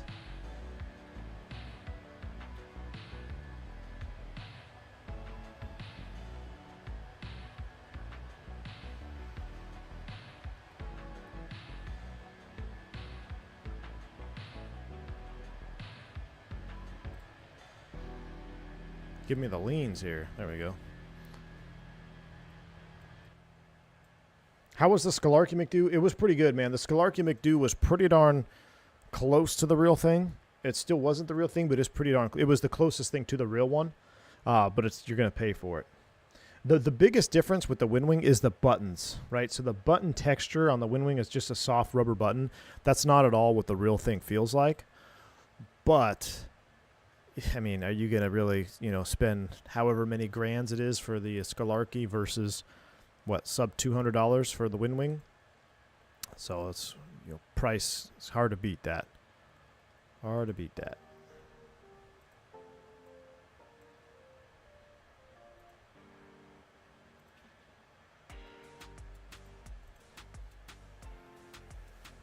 Any new thoughts raised from the expo? I was impressed with the Winwing stuff, man. So and I know everybody is, but I don't have any Winwing external hardware. So the expo was the first time that I actually got to see and feel the Winwing hardware that y'all have been talking about. And I said, oh yeah, it looks good. It looks good. It looks good. But I never actually got to, touch it and manipulate it. So I was impressed with the manipulation. I was especially impressed with their throttles. Their thrust lever quadrant, it wasn't 100% a home run just because I think the range of motion, rate and travel is just a hair too small. I mean, if you could have just gone an extra inch, I wonder how much more cost that would have, put on them. But still, it's a very solid. I mean, it is short of getting a Throttletek Scalarchy Cockpit Builder grade quadrant. If you don't have the Winwing Airbus quadrant, then you're just missing out because it's so much better than the Thrustmaster one. And wow, I just saw a lightning strike. That's kind of interesting. Don't tell Gus. But yeah, I was impressed with that. I was also impressed with the landing gear panel, which I thought I would never needed one, but after messing with it there at the expo, I want one now. I really want the radio panel.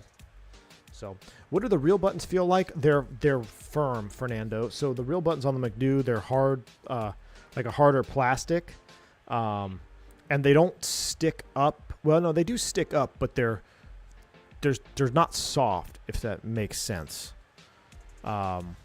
Like they're very tactile, very clicky, plasticky feeling buttons. The WinWing ones are very soft. But that's, that's how you get the price down. But they do have the clicky. You're right, Captain McGee. The WinWing buttons, even though they're soft to the touch, they do click well. So, we're splitting hairs here now. I will say for 150? I mean, yeah, it's pretty good. The Scalarchy McDo is pretty hard. Yeah, AJ. The Scalarchy, so I would rank it, Scalarchy McDo, then the PU Korea, and then the WinWing in terms of what the buttons feel like. But in terms of price, you got to reverse that. It's WinWing, PU Korea, and then Scalarchy, right? So you just got to take your pick.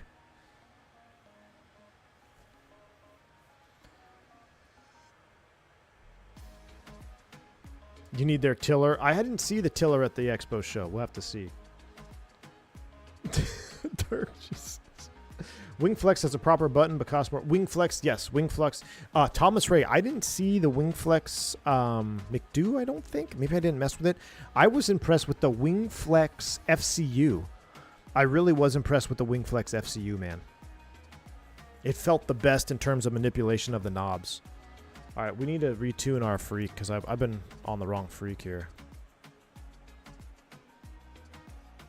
Let's do another radio check. Cactus 357 radio check. We might be switching over to Merida Center. 357 reading you loud and clear. I was going to say, they're probably going to switch us to Merida here pretty soon. All right, so we passed peg leg. So look, so right here, this is why we do the ETP thing. So let's say you're flying along, ding, ding, ding, ding, ding, engine fire. Without having to do anything, I know I still got 80 miles to get more than halfway to the suitable field. So I'm making a 180 immediately right now. Oh, schedule alert, chat, schedule alert. Something on the 5th. I can't do that because I'm in training. Why is everybody dropping stuff when I'm in training, chat? This is not cool. Dun, dun, dun, dun, dun, dun, dun.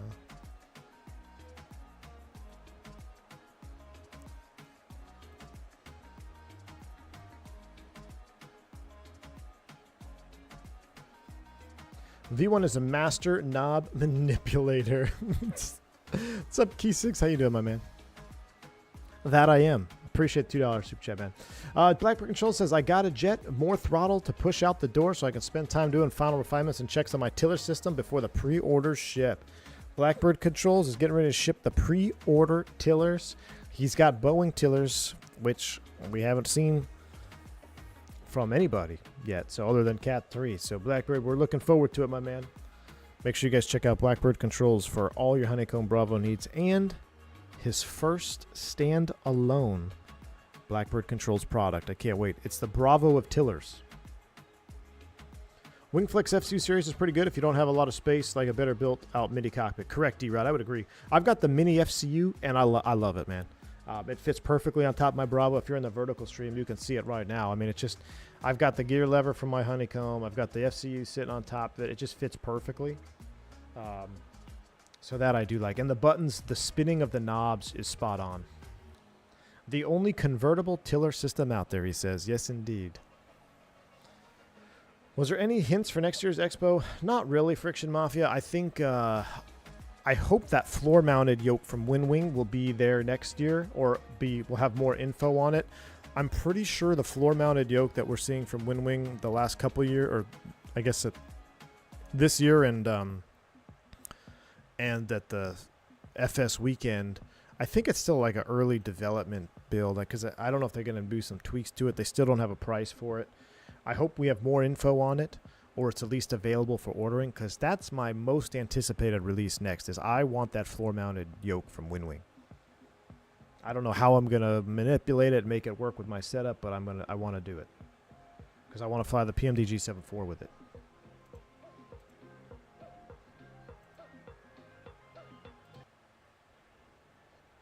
That's what I want to do.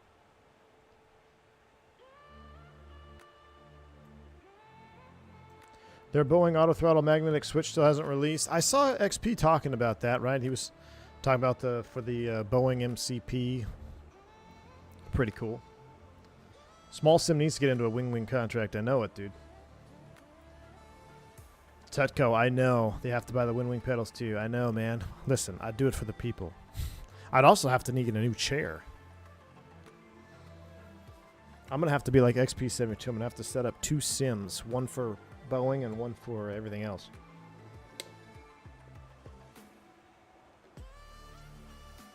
Which is not a bad idea, actually, when I think about it.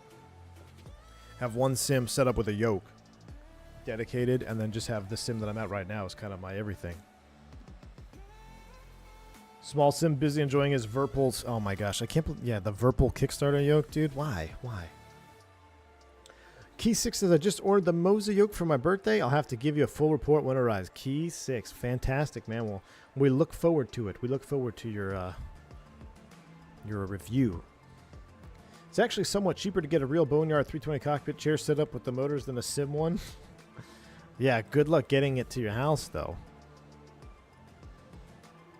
The PK Korea, whatever the company's called, they're do with the interchange plates look pretty interesting. Ken LeMay, yes. I like that. This music's kind of annoying me. I don't know. Maybe I'll just listen to the airplane. I don't know.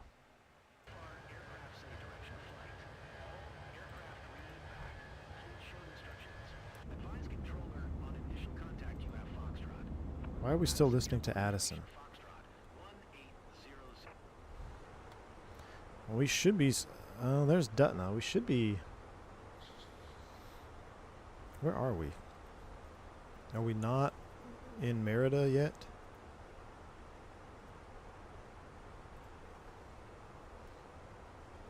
Talk to XP before you do it. The house hours of planning, discovery involved in running 2 rigs. Basically, to get 2 of everything. Took us 2 hours making a list of all things he needs, Andy. Yeah, and I would do that too. I would have just 2 sims running. Yeah, so we need... There's our Dutna. So we should be estimating Dutna and then over to Merida Center there from Dutna. Not quite there yet. But yeah, 2 of everything. But see, the thing is, I already have a lot of that. Like, if I have my Boeing set up, there's really nothing else I would need. I set the yoke up over there. I have the Boeing tiller. I could set up the Boeing throttles. I could set it. That's it. I would have to get 2 PCs probably, which could be good because then I can turn them around. I can have one PC be the stream PC when I'm running one rig, and then one PC be the other. Like, flip them, you know?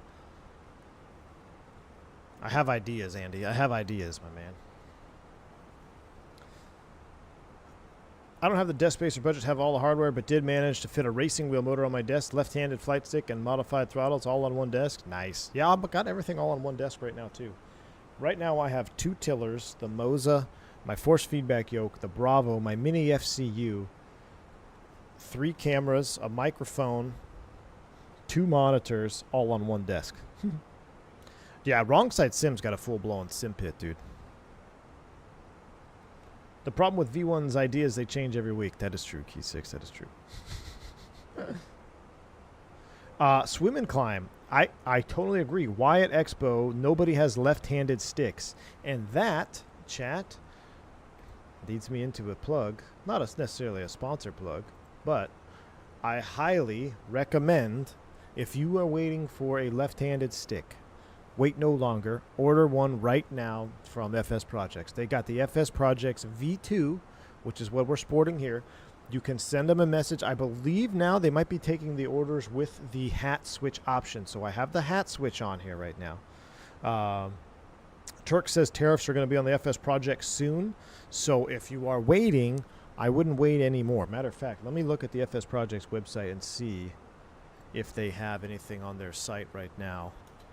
But just, I have been more impressed with the Flight Sim Project side stick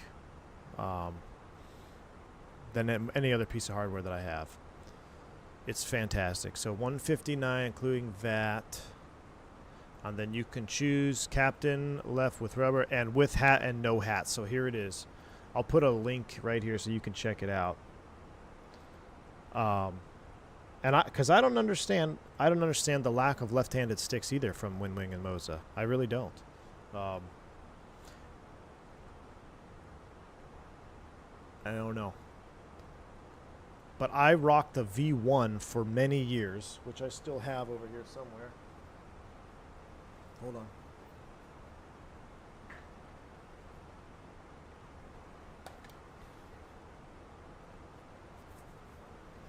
People love the FSprojects stick when they see your setup. I know it, man, dude. It's single hand. Like when you talk about, so this is the V1. This is when I talk about perfection, and I'm talking about the quality of which the stick they're going to send you.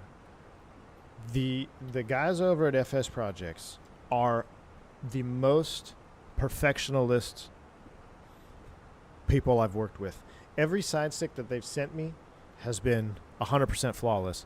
They will offer a discount if the paint doesn't dry exactly right, like in one spot, they won't ship that stick. And they may offer it for a discount and you can get it sooner because there is a lead time. They make them to order. But what I love about the V2, which you can't really see, it's mounted on here. So on the V1 we had the completely smooth backside. The V2 has just those little finger knobs. I wouldn't say knobs, but like just grooves. They also changed a little bit around the button, how the button is recessed just a tad around the edge, just like the real side sticks were as well. So V1 auction for V1 side stick. So AJ, what I'm going to do, thanks for the $3 super chat, I am going to be giving away my V1 FSprojects side stick probably at the next expo. I'm going to bring, now that I know what to expect at these expos, I will probably be bringing multiple things. I will bring my my V1 side stick. I will probably bring, I have a tiller that I'm going to give away, 2 tillers that I'm going to give away actually. And as of right now, I think that's it. But I've got some hardware that I'm definitely going to be giving away. I might even give away like a Virpil CM2. I don't use that anymore. And I don't just want to sell it online. I want to bring it and give it away to, I don't know, maybe make some type of giveaway where we can do something fun with it. But that is the plan. But yes, the V2, if you already have the V1, I mean, you're not missing anything unless I would say that you want one with a hat switch now. Then you order the V2 with the hat switch. So because when the 220 comes out, you need that little trim hat on there, but you still want to be one-to-one realistic with the Airbus side stick, then the FSprojects where to go. For me personally, Vision Jet, if we get back in career mode, right? So I want to fly the Vision Jet. The Vision Jet's flown with the side stick. And then be able to have trim on it now. You know, I love it. Absolutely love it. Next thing, we'll be making a Starship sim pit. That would be sweet, Thomas Ray. That would be sweet. A cowboy hat. Stetson not included. Nope, no Stetsons included, but there will be some Stetson action for sure.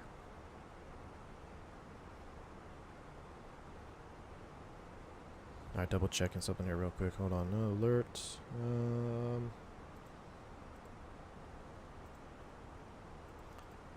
I don't think I'm going to get that one. Oh, I didn't get it.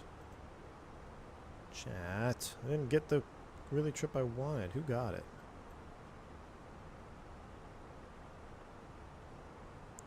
I did. Chat, I got my... Hey, we're going to Bogota on the 1st of September, chat. Look at that. I am stoked I got that trip. Man, we did good today. I got 3 approvals. I didn't have any denieds. We did good today. So I got the trip that I wanted. It's an early one to Fort Lauderdale on the 31st of September. Or no, excuse me, August. So that one's going to sting a little bit. But Bogota, then back at 9 a.m., and then that will kick off my September schedule. We'll have some carryover credit.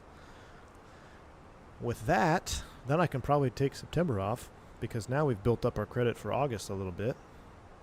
This was good. This was a good day. I love streaming on Schedule Mayhem days. You guys are good luck. Flying to Bogota IRL? Yep. Not till the end of the month, but yeah. It's my favorite trip. One of my favorite trips. A lot of guys don't like it because they're like, oh, it's such a long day. I like it because, number one, there's a spot in Miami that I love to go to for breakfast where we stay.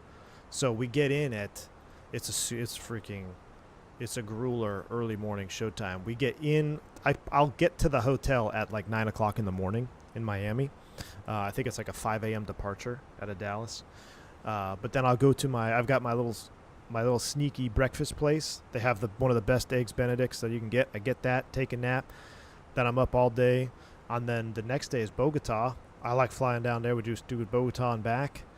Come in, chill. And then on day 3, I get back home in Dallas at 9 o'clock in the morning. So it's almost like a 2-day trip if you think about it, because I'm home at 9 a.m. on day 3. So that's why I like it. I'm actually shocked that one went through. But, yep. Good. Had to disappear for a bit. Did you get the big 4-day for the BFU release? So Diabetic Lad, I haven't dropped. So we talked about that earlier. The 4-day is on my schedule. If I keep it on my schedule, I guarantee you that's when BFU will release. But now that we got Bogota for next month, maybe I drop that 4-day. I'm going to have to speak with Amir. I'm going to have to talk to Amir and be like, listen, I've been waiting 42 years for the BFU to release. I'm going out of town for 4 days next Wednesday. Are you releasing the BFU? Because if he is, I'm going to have to drop that trip. But I have to make an agreement with Amir. I'll say, if I drop this trip and the BFU does not release, I need to be pay protected from Fenix Simulations. They got to pay protect me for a 22-hour, 23-hour trip. I'm gonna send him a Discord message after this stream, I promise. Good thing about an early trip to Fort Lickerdale, most of the assholes aren't awake yet. That's true, AJ.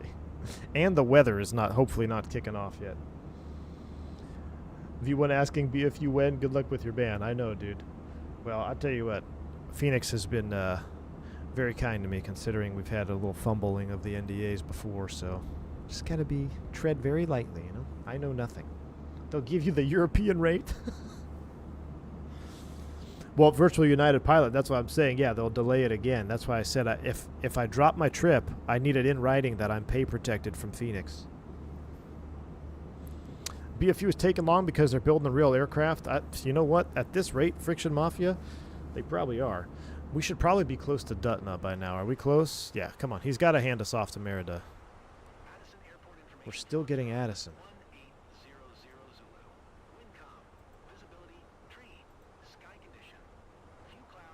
Uh-oh.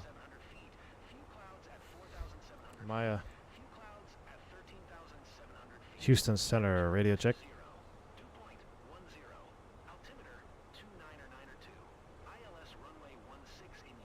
Uh-oh.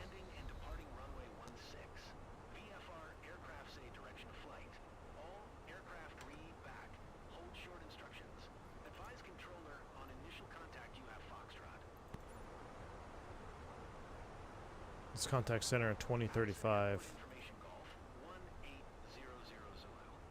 Chat, we just lost all radio contact. This is beyond. We are beyond. Center, Cactus 357. Cactus 357, say altitude. Uh-oh. Cactus 357, flight level 370.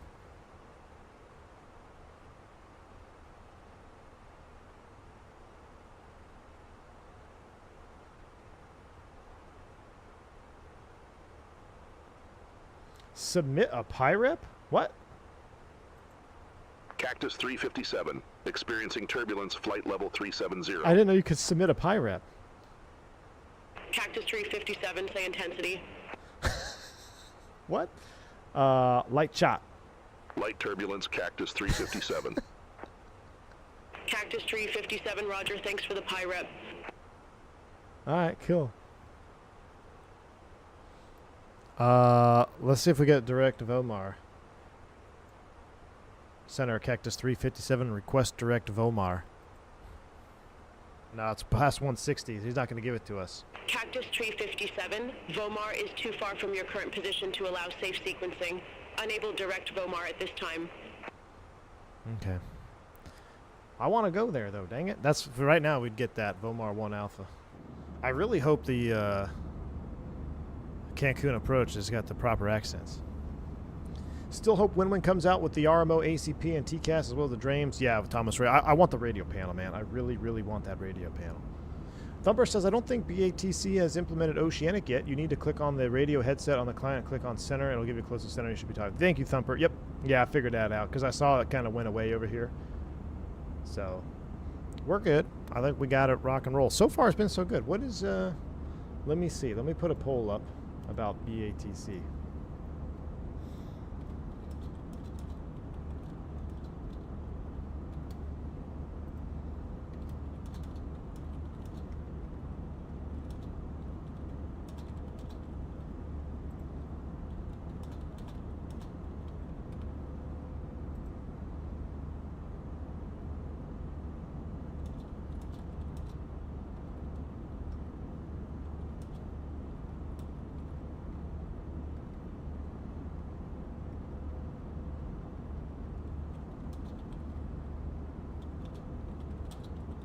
Here you go.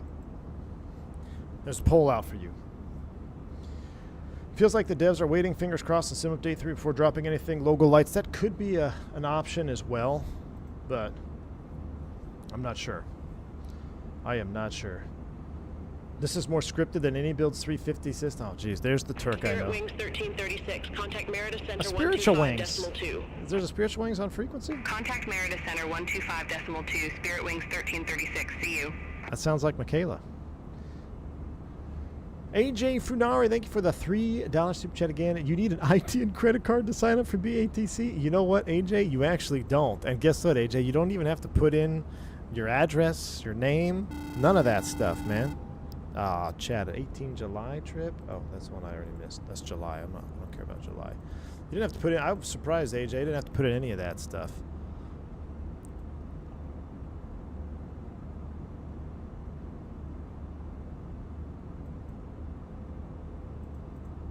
I was surprised. I don't know. I kind of like it. I don't know why. So right now the poll, if you're just tuning in, there's a poll going on right now. I'm asking, how are we liking Beyond ATC? Do a few more flights with it, get a vibe for it. Some people don't care. Some only 6% say never use it again. I don't know, man. There's something about, I like the traffic injection too. Like when you're at the airport, you got all the airplanes there.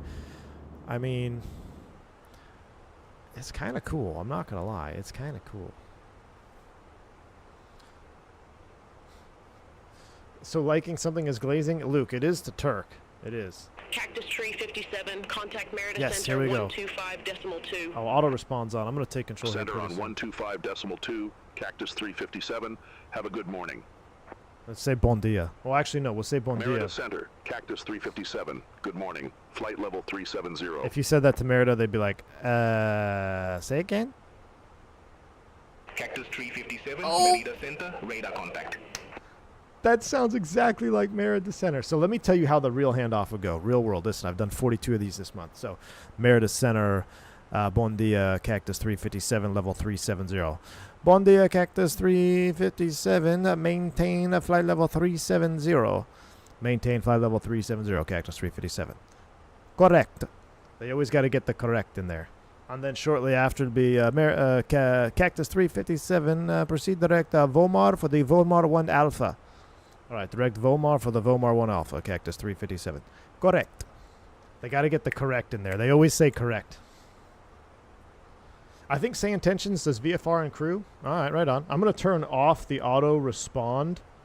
I'm going to leave auto. I'm going to turn off auto respond and auto tune here just because we're getting ready to. I kind of want to do it myself. BATC is super responsive on their Discord. They fixed some routing issues I had with Kappa within hours of asking. Really, I'm going to have to get in on the. I'm going to have to get in on the Discord. I'm going to check it out, man. I don't know what it is about it, but it's kind of fun. I really want to do. I want to do like a freight flight, like Caravan 2 flight. You know, I think that'll be kind of fun, flying low IFR. So I say low IFR, low level IFR. So say we're doing our, you know, going to some old freight routes I used to fly, having some AI ATC on for that. I think it'd be kind of fun, because I want to see the next, gosh, I don't know when I'll be able to stream next unless I drop that 4-day. I want to crank up the density of traffic, and then I want to take in like the F-406, the Starship, the Duke. I want to take those airplanes into what would be traditionally busy airspace, and I want to see what's going on. Or I want to land in Oakland or land in San Fran in the F-406 or a Starship, and just to see what's happening. I think it'd be kind of fun.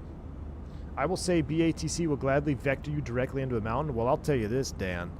I've had a real-world ATC vector me directly into a mountain, and I got way too close, and if I didn't query up, I probably wouldn't be sitting here talking to you. So everybody makes mistakes. But we'll keep that in mind, Dan. But yeah, actually, speaking of, I was flying freight, single pilot. I was in a Chieftain at night going into Hayward, which is the airport just south of Oakland. And I was being vectored in. I couldn't get in because the clouds were low enough, so we had to do the loc approach. I needed it full. I needed the full loc. He gave me a vector out to it would have been to the south. I'm trying to think of it, the southwest cardinal direction-ish maybe. I think it was like a southwestern vector, basically going away from the approach because he was trying to sequence in some southwest traffic. So Oakland, very southwest heavy, right? And then at the time nobody cared about the freight runners coming in there in the middle of the night. So with the weather, all of the airliners were shooting the approaches into Oakland, and literally they have to stagger the approach because the Hayward approach is right underneath the Oakland approach. So he vectored me off of the approach for spacing for a Southwest jet to get in, and then he forgot about me. And I'm sitting there and I'm flying and I'm looking out the front of the Chieftain. And this is before EFBs, before I had any like digital map or anything, no GPS. And I'm sitting there, I'm looking like, man, that is just dark, just black in front of the airplane. And then my training kind of kicked on. It's like, man, I instructed and I taught everybody mountain flying at night. Mountains are black. There's no lights. So I queried the controller. I said, approach Amflight, whatever, we're 202. You still want me on that heading? And immediately when he keyed the mic, I heard the like the collision alarm or low alert alarm. There was an alarm going off, and he's like, Amflight, climb immediately, turn right, heading whatever, climb and maintain, expedite your climb. You got terrain at your 12 o'clock in like 2 miles.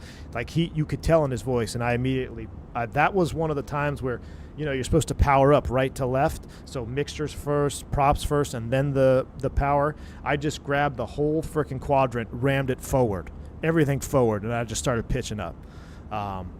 And I went back and checked my track on FlightAware. I got a screenshot of it somewhere on like one of my old phones. I'll have to see, but I got way too close. So, but it was definitely sketch. And he's like, "Are you climbing, Amflight? Are you climbing? Amflight, turn right, give me another heading." And I'm just freaking like balls to the wall climbing out. Luckily, it was pretty empty. Coming back from that run, I actually was almost 100% empty. Because that was when you came back on that particular route. I think I would start in Reading, and I would drop stuff from Reading. I would drop a lot of it off in SAC, and then SAC exec, I'd pick up some stuff, but it was only like envelopes, pretty light load, and then I would go into Hayward. But a Nokia photo 240p, yeah, something like that. So you always gotta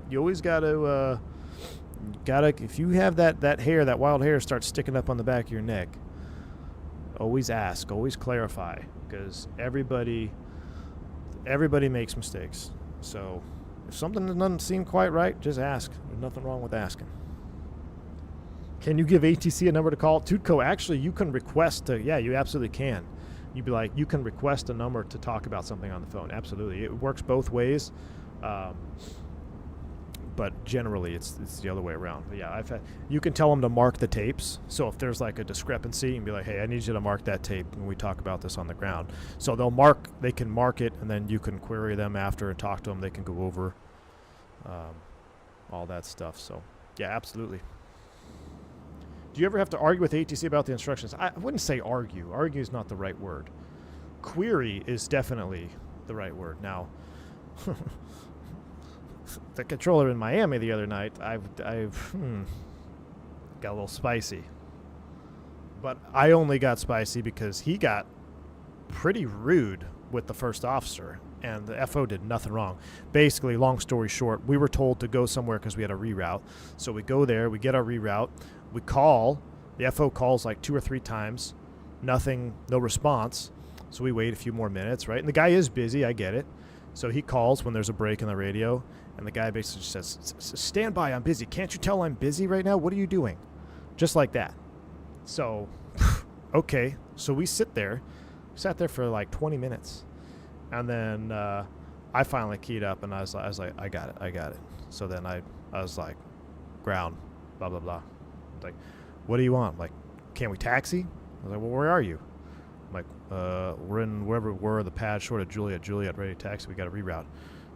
And it's like, oh, well, you should have called. I'm like, and then, yeah, it went on a little bit. I'm not going to fully get into it. Someone's going to find me on VAST, but yeah.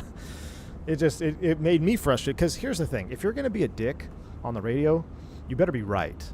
That's kind of the rule. Like, if you're snarky on the radio and you're wrong, then just own up to it. But this guy was being rude, and he's like, he completely forgot about us. So, and it's not like we're sitting there, stepping on everybody trying to get a word in. It's just we waited. Put that on a T-shirt.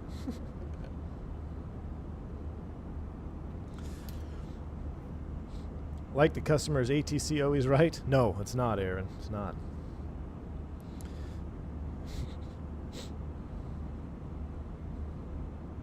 Spill the tea. As a Brit, this offends me. Mississippi. Oh, my man. All right, can we go direct Vomar yet? We're still 100, not at 160. I want to go direct Vomar. I want to direct. Merida Center, Viva 2203, Viva. flight level 370. Volaris 104, Merida Center, expect Zudon 1 Alpha, runway 12 right. Expect Zudon 1 Alpha, runway 12 right, Volaris 104. They need to have them speaking in Spanish. Viva 2203, Merida Center, radar contact. Dude, this Merida Center guy, I swear it's recorded from a real Merida Center guy. Listen, I've done a bunch of these turns this month. He sounds familiar. Not just because he has an accent. I mean, like, the tone of his voice sounds very familiar. It's right on. Do you ever communicate straight with another aircraft? Sometimes, when we're relaying a message. So maybe air traffic control loses them because maybe that aircraft is at a lower altitude in a certain sector. They don't have good coverage. They'll ask us to overlay. So yeah, I've overlaid or tried to raise another aircraft on a frequency. Yeah, but that's the only time you'll talk to another airplane on frequency, really. Doing an overlay for air traffic control.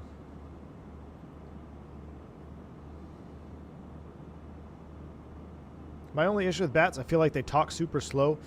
You know what, Sandman? I don't know if that can be modified, because what I've noticed, I do agree with you. In some of the instructions, they do seem slow, but I've also heard instructions where they're super fast. So I don't know if it's like trying to simulate a workload for the controller. But if there would be a way to kind of increase the speed a little bit by default, I think it would be kind of the home run speed.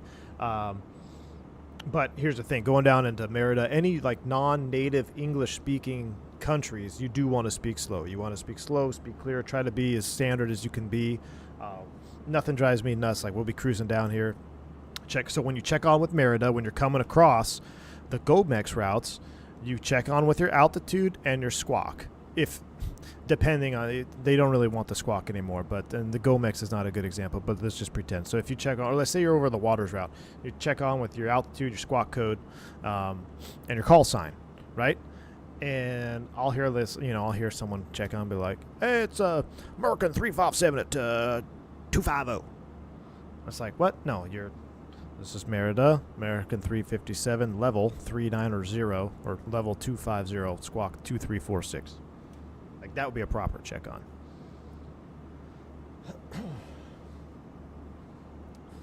I'm pretty sure BAT modifies the speed randomly per controller to keep things less robotic. That would make sense, Dan, because like I said, I've heard varying speeds. Can you text like in VATSIM, Friction Mafia? You can click. So I have another. There's a screen where you can click. I can say call ready for descent. Request this. Request that. 104, descend to flight level You can text or not text, but you can click your request on. Volaris 104. You can also turn on auto respond and auto tune, so you don't have to respond. You can have the first officer respond and tune the radio. Which, actually, I mean, that is pretty cool. Now, we should probably start thinking about... All right, I'm going to request Vomar now, maybe. Let's see. Are we inside a 160? Merida Center, Cactus 357.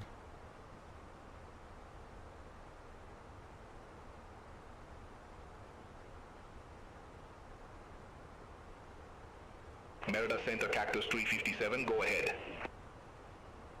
Cactus 357, request direct Vomar. Cactus 357, confirm direct to Vomar. So that's very confusing. Affirmative, request present position direct Vomar, Cactus 357. Cactus 357, roger, clear direct to Vomar. Clear direct Vomar, Cactus 357. See, that is a very sneaky way to get in trouble.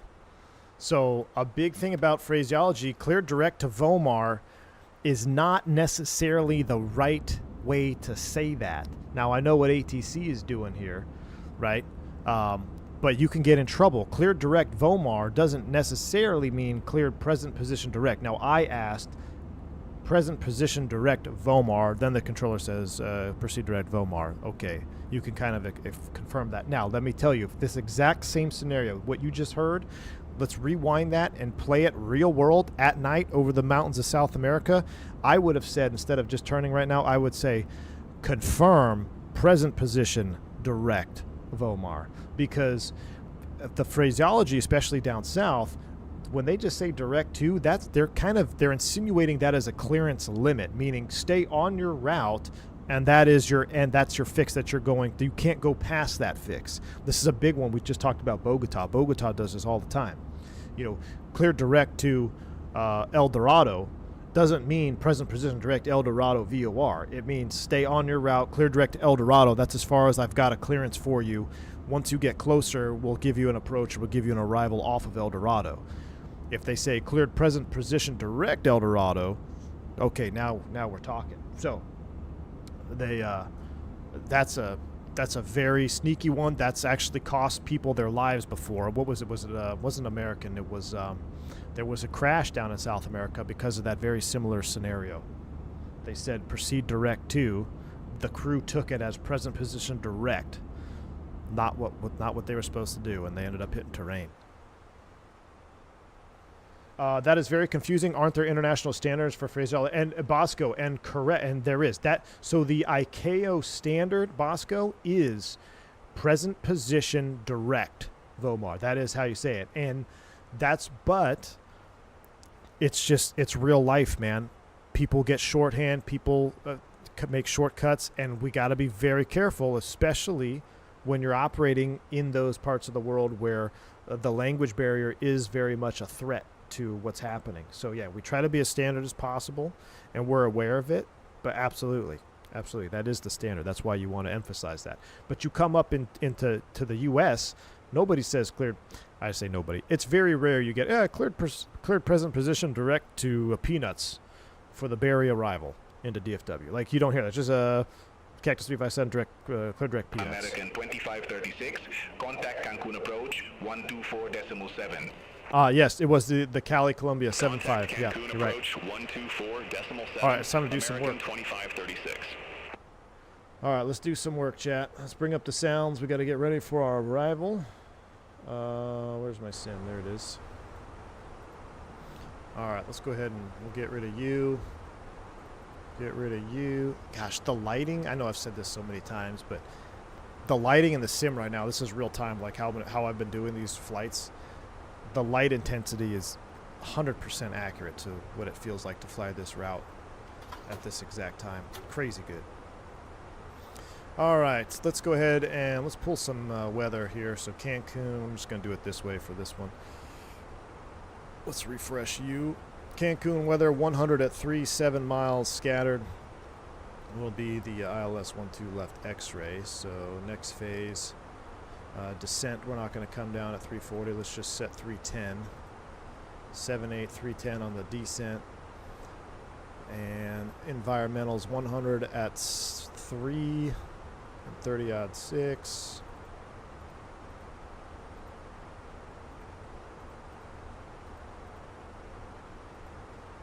Temperature down there is 8, what? No. 33 degrees.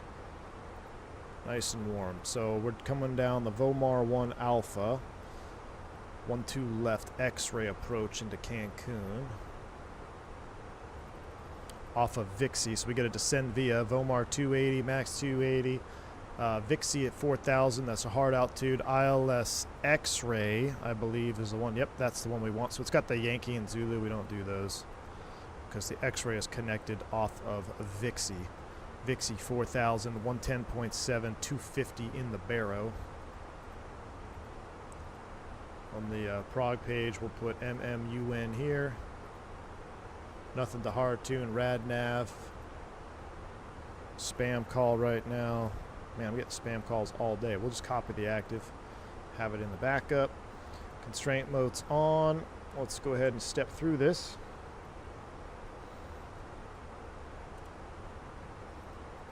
Vomar 230, 280, 260. That looks all good. All the way down. See how it links up perfectly. Beautiful. There's no weather down there. We'll leave terrain on ND. That's fine. We'll do manual brakes, full flaps, full reverse. We'll exit at... I have default Cancun because my last Cancun just didn't work out, guys. So you have to bear with me. We're pulling a full flap sim on this. We'll take Alpha 3 Delta, hopefully. I actually have no idea. We have BAT TC. I have no idea what they're going to give. So we won't brief the taxi route. This is a topic of discussion, too, where... there's a group of pilots that agree you should brief the taxi route, and then there's a group of pilots that believe you shouldn't brief the taxi route because you're going to set yourself up for confirmation bias. I will tell you, I think I'm beginning to lean more in the court of I don't brief taxi route. Now, what I will brief is a hot spot. So let's say we were going to land 12 right, and, you know, I'm planning on getting off at this intersection. Chat, why did the power just flicker in the office? Are we still live? Center, Volaris 632, flight level 300. Power just flickered in the office. Volaris 632, Merida Center identified. We're still live, right? Yeah, okay. Suspect. Now, so I'll brief the hotspots, but I don't brief taxi routes anymore because you set yourself up for confirmation bias. You know, I say, you know, we're going to Terminal 3. So it'll either be Alpha 3 Delta, or maybe they'll have us go around the long way. I'm not sure. Now, experience will tell you if you've done it. Like, you know, I've done this turn so many times this month. Yeah, it's Alpha 3 Delta, Terminal 3. And ground will tell you your gate anyway because there's a conversion. They have weird. So international arrivals in Cancun, they have different gate numbers than the domestic gates, even though it's the same physical gate. So we just wait for an assignment from ground when they'll tell us when you're coming up over on Delta. But yeah, I think the briefing of specific taxi routes is setting you up for confirmation bias. So I think having an idea, you're coming into a place like DFW, you'll probably get an Echo Sierra route, or you might get the Echo route. Have an idea where those are. Have an idea where the standard taxi routes are. So you can look them up, like, Cactus 347 18 left bridge. So that's a taxi instruction. So spot 49 where we came out of today, if they get the 18 left bridge route, you have to know where that is. You have to look that up, and it's going to be a left turn it's going to be a right turn Bravo bridge up all the way to 18 left. But that's in a written spot on the back of the 10-9s. So I've kind of leaned more in that court of not briefing specific instructions or specific routes. All right, everything's still live. YouTube is says it's not having a good encoding situation, but everything else seems to be working. All right, we are just about ready to start down 182 miles, 1357Z. That's 30 minutes out. 20 minutes out, we'll make a little announcement here. Ladies and gentlemen, like that. Just getting ready to start our initial descent down into Cancun. Should have you on the ground here in just about 20-25 minutes. Weather in Cancun, it's a nice morning. It's a little bit warm. Temperatures hovering right about 90 degrees. Calm winds, clear skies. I got some scattered rain showers in the forecast for later on this afternoon. Pretty standard this time of year for Cancun. Seatbelt sign will be coming on here real soon. Once it does, remain on for the duration of the flight. I do ask that you remain seated till the aircraft rides safely out the gate. Once again, I'm cruising U.S. Airways and welcome to Cancun. Flight attendants, please prepare for arrival.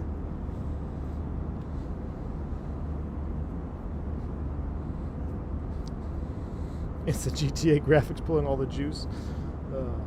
Have I tried career mode on your own time? I haven't on my own time, Friction Mafia. I've been wanting to get back into career mode, especially since I want that F406 in career mode, man. We're gonna sell the farm and fly the F406 in career mode. Kip on the ground, my man. How you doing, dude? How you doing, Kip? I've been seeing you. It sounds bad, but hey, we weren't. We were still boarding. We were delayed, but I did tune into a Kip on the ground stream when I was sitting in the cockpit the other day. We were delayed, waiting on maintenance. Oh, we had FOD ingestion on one of our engines, so I'm just sitting up there messing around. I got a notification that Kip on the ground went live. So I was watching Kip from the flight deck. Howdy, boss. Late to the party as usual. What's going on, Dougal? How you doing, my man? Dougal, we're trying out some AI ATC today, man. It's been interesting. It's been kind of fun, man. I'll be honest with you. It's been kind of fun. Your PC is sick of streaming a 10-month-old Fenix with no updates. They just had an update that will give gate assignments and will trigger GSX to activate that gate. Virtual United Pilot, really? For is that for what? For BATC or for say intentions? I'm gonna look at some YouTube videos of say intention because I like I said haven't even seen any videos of it. Jeff Fabiano sold me on Beyond ATC when he did his caravan flight, so that's why we're rocking it today. But I'll keep snooping around. Cactus 357, Nope. Merida Center. Expect Omar 1 Alpha, runway 12 left. Expect to have Omar 1 Alpha, runway 12 left, Cactus 357. I love it, man. The AI ATC has been approved. Would love to see you try the free 24-hour period say intention gives you for comparison. No, so they give you a free 24 hours? All right, Flight Sim guy. I might. Tyson, correct. Yeah, my first suggestion to Beyond ATC is if you're coming in, if you're in Merida Center, they got to get the correct. I only really hear it in Merida. I don't think I've heard it in Mazatlan. I don't know if it might just be a Merida Center thing. I wonder if they can tune that. Correct.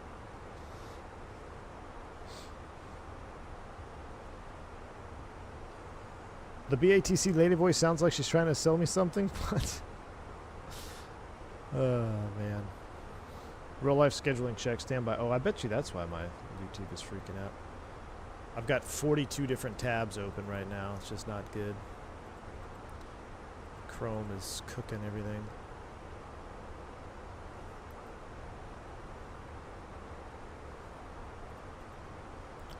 Let's see. Real life scheduling check. Nothing doing there.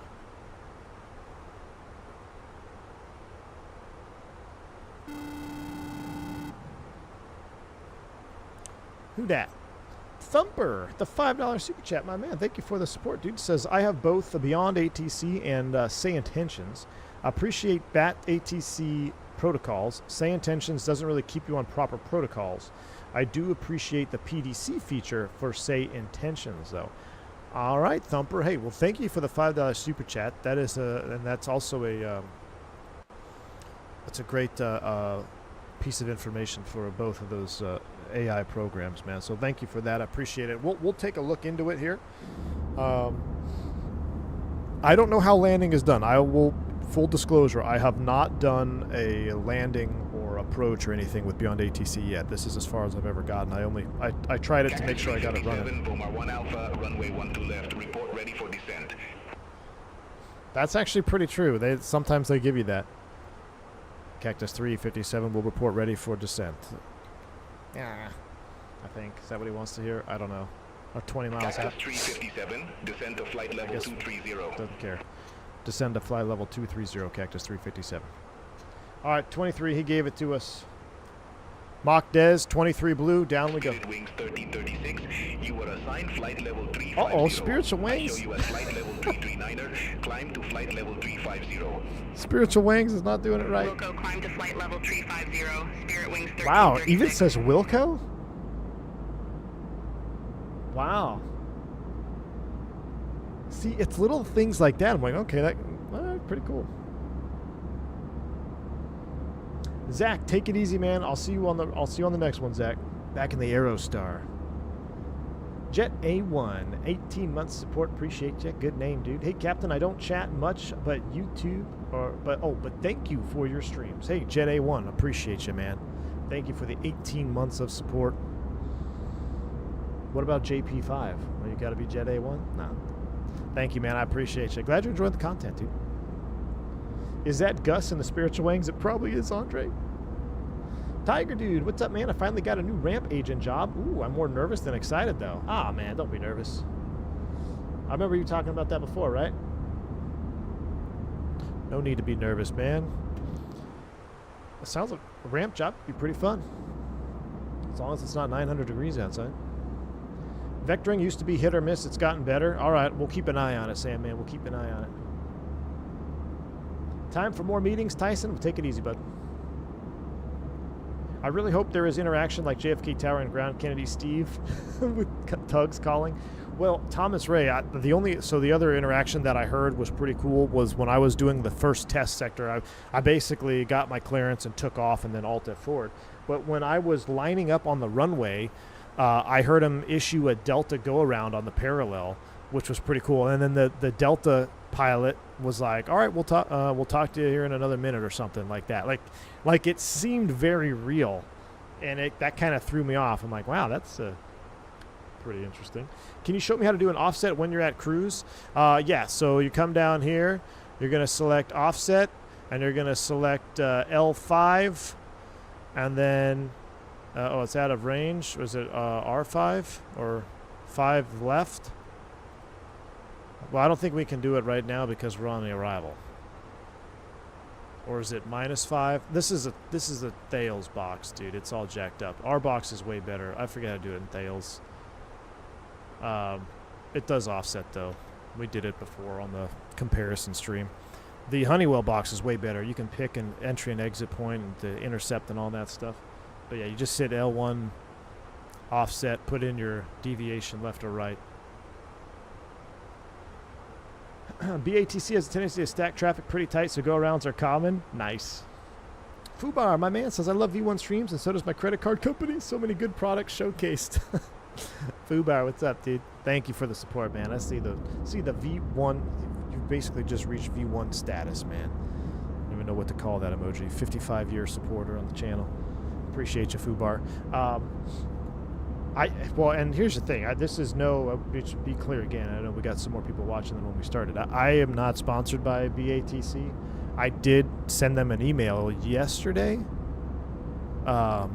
inquiring about it if they had, because I didn't know how the pricing worked. I didn't know once I found out you could just buy the base level and you still have all the stuff of the program is the same. I think you just get like some additional features with the higher price thing.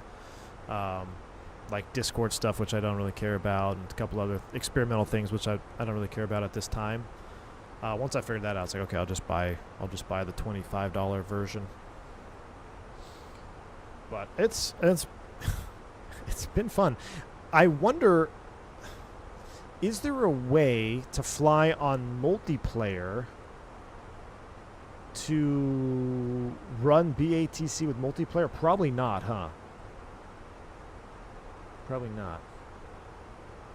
Yeah, you put 5 left. Yeah, you put L5 or 5. You put L5 or L5, Jason. Tajales. Yeah, sorry, I know. Tajales. Yeah, back with you for another go, Thomas. Yeah, it's little phrases like that just make me go, huh, sounds pretty good. No, incorrect. In case of single engine fire, when do we do after takeoff flow? Is it after Latin VFR MCT. Oh, lever MCT. When we do have after takeoff flow. After takeoff is when you reach the status page, the after takeoff checklist. So, but that's going to be SOP dictated. We're getting a little bit hot here on the descent. So, V1 engine failure. All right, continue flying. Rotate, positive rate, gear up. Select heading, manage nav, or comply with your EO SID. Wait till 400 feet, then you start doing the ECAM. So you're doing the ECAM at 400 feet, pilot monitoring, start doing the ECAM. Engine 1 fire, confirm engine 1 fire push button, confirm, push it, boom.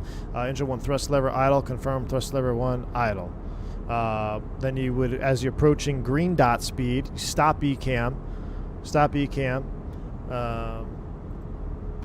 Then you would you select speed, climb up, and then at that point I think you do the checklist, or like your checklist. I don't know, it's SOP dictated.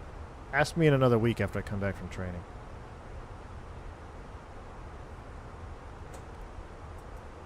But yeah, it's not till after you comply with that. Actually, it's when you get to the status page. Or it's stop ECAM flap 0. That's what it is. Stop ECAM flap 0, because you're still in takeoff flaps, right? Okay, flap 0. And then continue ECAM. And then so you're working through the ECAM. You get through the ECAM procedure for the fire, right? Then it's going to bring you to the status page. Once you see the status page, there is no other option, at least in our SOP now, there's no other proper phrase than stop ECAM. When you get to the status page, you stop ECAM. Now this is when you consider after takeoff checklist. Are there any OEBs to consider? Are there any system resets to consider? Anything of that nature. If there are no other things to do when you hit that status page, then you continue ECAM. And then you would go to the COM or whatever it is, QRH, whatever it is, you have to do additional things with. But we're going to be, hey, if you want more information on that, Shiraz, you stick around, man. I'm going to the sim first week of August. And so we're going to be doing some real-world training. Cactus 357, descend to 10,000 feet, altimeter 3006. Send a 10,000 feet, Cactus 357. All right, thrust idle, descent 10,000. I'll tell you what, let's make life easy. Let's select speed. Let's pull for open. Thrust idle, open, descent 10,000 is blue. Down we go. Will Costas, does it fly wonky IRL with one engine on climb out? Actually, it doesn't, man. Airbus is pretty good. It's pretty good. Correct.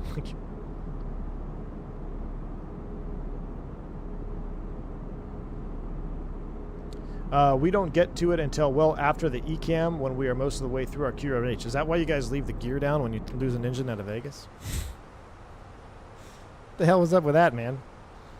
Thing was wild, climbing out with the gear down, single engine. That'd be the first thing I'd do.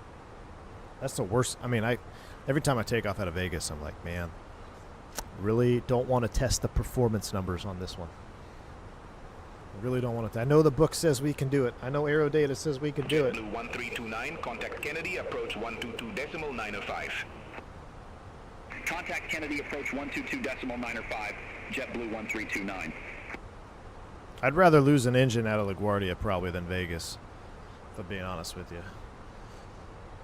Freaking Vegas is like summertime. If I had an option, hey, you're going to lose an engine at V1 either in Vegas, LaGuardia. Give me LaGuardia every day of the week and twice on Sunday. Because I swear, climbing out in Vegas with two engines, I'm like, how is this thing supposed to climb on one engine? Like, they've been some hot days this year, man.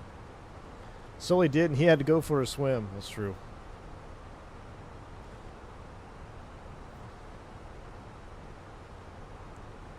All right, we're out of 19.4.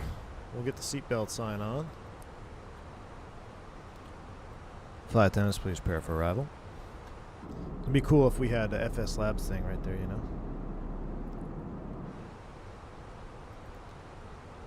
Alright, it's coming through transition. Magic Barrel Ref 3003 set once, twice, and thrice.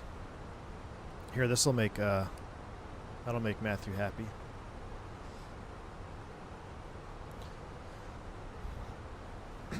I hope they add more realistic call sign phrasing on Beyond ATC. Call sign. What do you mean, Thomas Ray?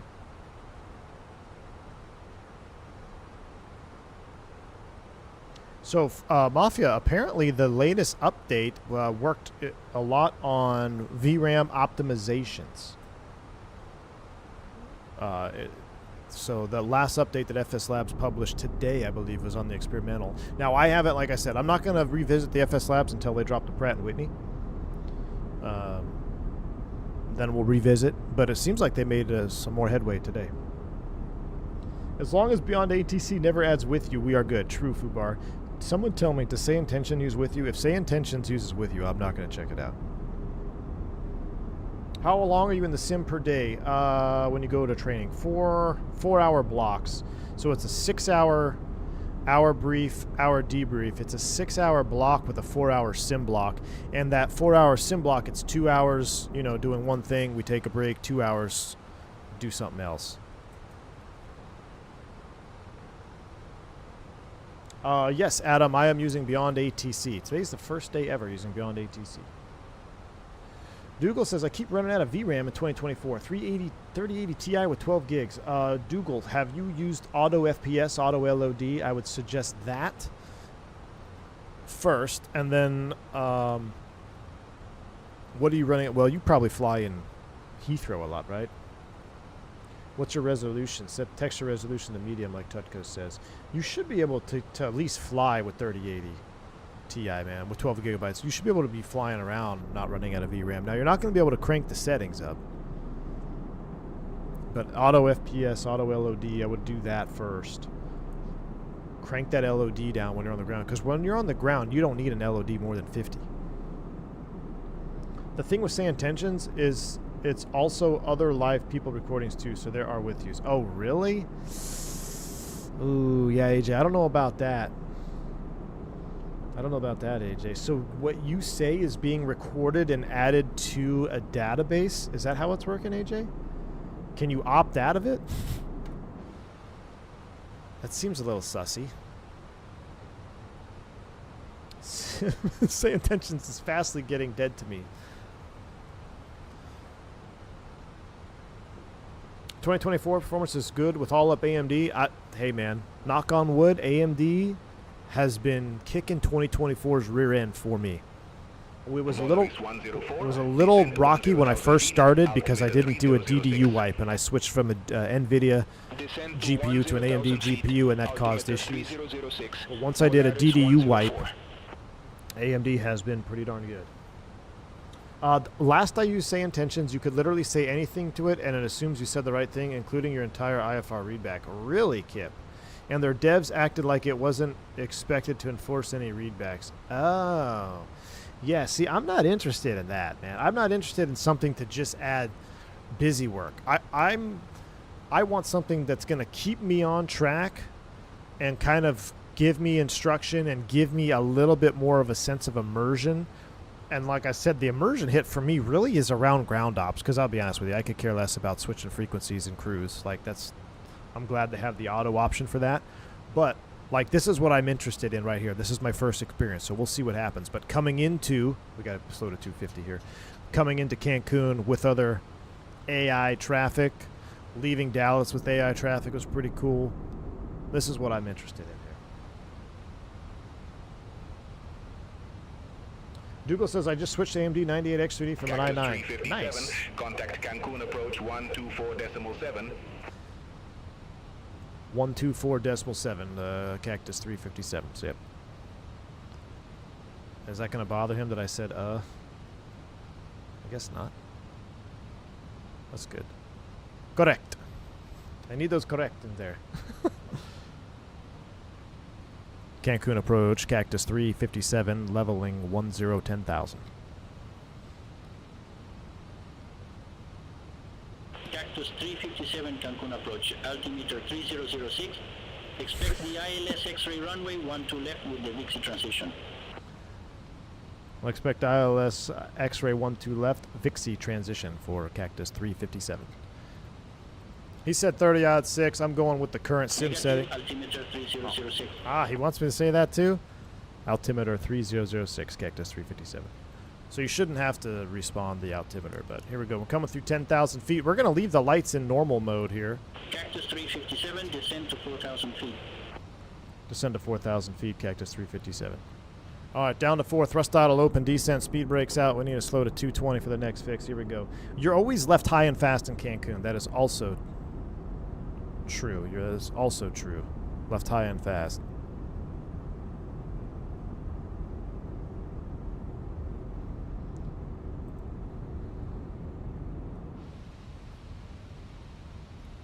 I was followed last week by a Speedbird 357 on VATSIM. Ooh. Yeah, the 357 call sign needs to represent, you know, on VATSIM, because I'll no longer be on it. So real life, they got this like boat thing going on here. But right here, it'd be cool to see boat traffic.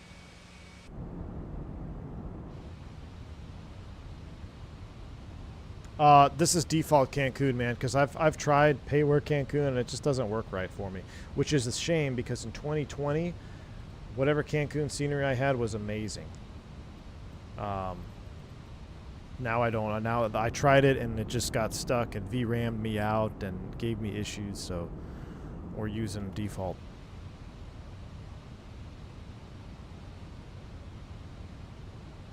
The BATC devs have been great, with one exception being their view on multiplayer support. What's their view on it? That they can't do it? I don't understand. I don't know how it would work, to be honest with you, Toothco, because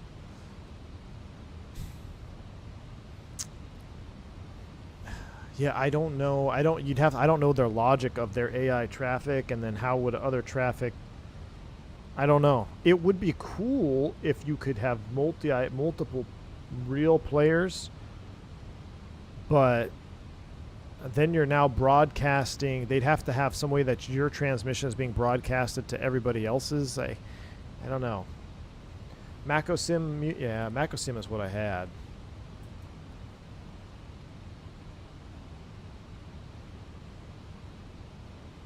Multiplayer would be so good, but they don't want to make it cost more, $30 one time. Well, you know what they could do, Kip, because you're right. What if they made that premium version, like the $60 version, have multiplayer support? You know, so that way main people would be. But Tuco, that's what I'm saying. I could see the privacy being an issue because you're basically broadcasting to everybody else, and who knows what's going to be said on that, right? Because there's not a real controller. So how are they going to? We're freaking higher in the van full of hippies here. How are they going to control what other people are saying? So I don't know. I kind of agree with they might have a problem with that. Do I fly for U.S. Air? Yeah, man. Yeah, I fly for U.S. Airways. U.S. Airways, baby. All right, 220 at 4,000, coming up on 1,000 to level off here. They wouldn't have to carry it over, other players' voice, just the transcriptions. But then that wouldn't be cool. I mean, then I wouldn't really care about it. I would want to hear other players' voices, you know? Yeah, I don't know. It seems like a slippery slope. I would need to know more. I'd rather not deal with all the morons on multiplayer. Well, there's another point, right? Like, if you want straight multiplayer and identity theft, just sign up for VATSIM, you know? Cactus 357, cleared direct VIXI, cross VIXI at or above 4,000 feet. Cleared ILS X-ray runway 12 left. This is freaking awesome. All right. Cleared direct VIXI, cross VIXI at or above 4,000. Cleared ILS X-ray 12 left, Cactus 357. That's too funny, man. All right, we're cleared approach, chat, so we're going to do this. I'm not going to arm it until we get there. You know what's funny, though? I literally got a clear direct VIXI as we were passing Adler the other day, and I said, I was like, oh, well, that's a great direct. You know, we're already in the turn to VIXI. Just go figure. All right, but VIXI at 4,000. 4,000 is set. We need our LS push buttons on. I'm not going to arm it until we get up a little bit closer. Yeah, the accents, Andy B. This is, I love it, man. Shoot. I will say the number one thing I miss about VATSIM is the South America controllers, man. Those guys were awesome. Mexico, Bogota, any controller south of the border on VATSIM was just awesome. What's the reason for not arming now? We're just a little ways out. We're 24 miles out, and you could. There's really no restriction, Luke, about arming it right now. I mean, you could do it. But sometimes, and this is just my real-world experience coming into Cancun, if you arm it early out here at 20 miles on the Loke, sometimes she kind of hunts a little bit when you're tracking inbound. So I wait till we're inside of 505, and then I'll arm it up. Also, I'm going to step down here to 3,000. So there is nothing wrong with arming it. It's just a technique. And again, some of the techniques, they come from experience of flying into the same airport over and over again.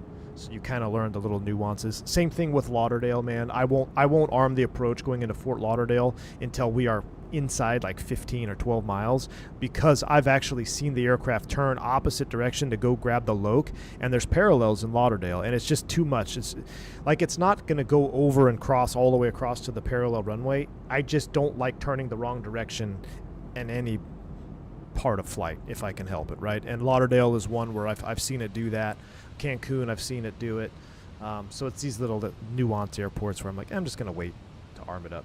Jeff Fabiano, what's up, man? Dude, Jeff, I'm using BATC because of your caravan flight, man. Frickin' runner, Freight Runners Express over here. Yeah, man. And it's been fun, dude. I'm actually really enjoying it. I'm really enjoying it. So, all right, I'm going to set up 210. Let's go ahead and extend flaps 1, speed checks flaps 1. We'll bring up the full screen cam here. Let's put the vertical stream up into something. Oh my gosh, I had the vertical stream chat box hidden. My apologies. Fernando, it'd be cool if they could set it up to go with a group flight on their friends. There you go. Yeah. You know, a group flight option would definitely be an option. You know, get the $60 package and have a group flight option. Schedule alert. Checking. We're on approach. You guys have control. Nope. Can't do that one either, man. Everybody's dropping trips on my week of training. Unacceptable. All right. 15 miles out, so let's go ahead and arm it up, right? Glide slope blue, Loke blue, Cat 3 dual, autopilot 1+2. I'm going to slow to 180 knots. Sounds are coming up.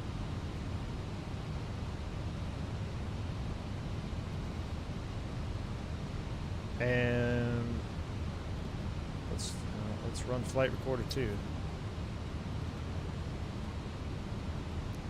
VFE next -10 flaps 2. Here we go. Speed checks flaps 2.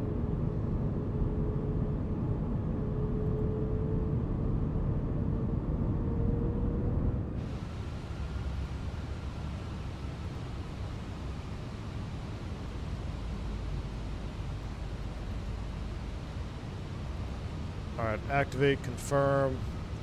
VAP 136, 250. We're looking good. I haven't tried say intentions yet, mainly because I like things simple, and there's a lot with that program under the hood that seems daunting.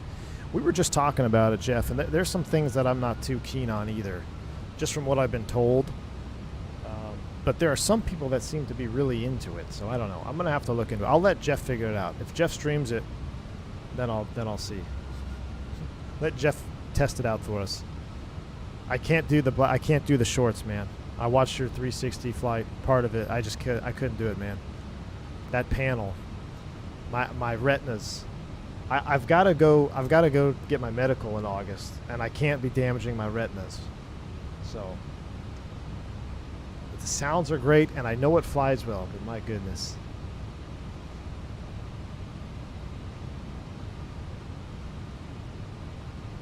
All right, glide slope star, go around altitude is 3,000. Go around altitude set 3,000 blue. We gotta go to tower here soon. 357, contact Cancun Tower 118.1. Bye bye. 118.1, Cactus 357. Bye bye. Bon dia. I love it, man. I freaking love it. That's so real. That's so real. Cancun Tower, Cactus 357, ILS, X-ray, 12 left.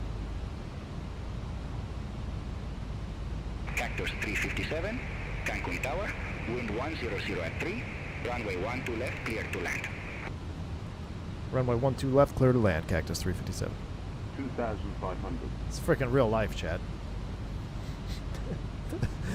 I don't know why I like it. It's just, I think I like it because I'm so impressed by the little, like, little nuances. Bye-bye. Bon dia. Da-da, da-da.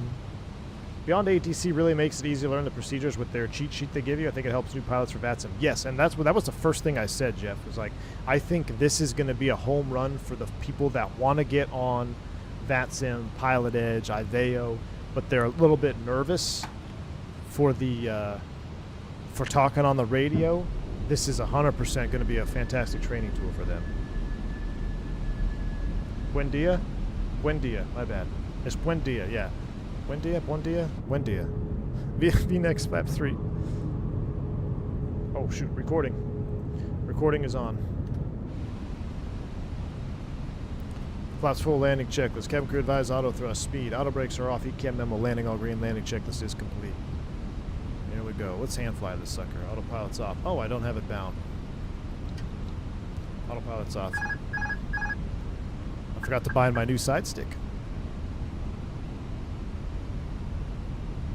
If there was only a good streamer that had a VATSIM training series, it's hard to make the training series when you're perpetually banned.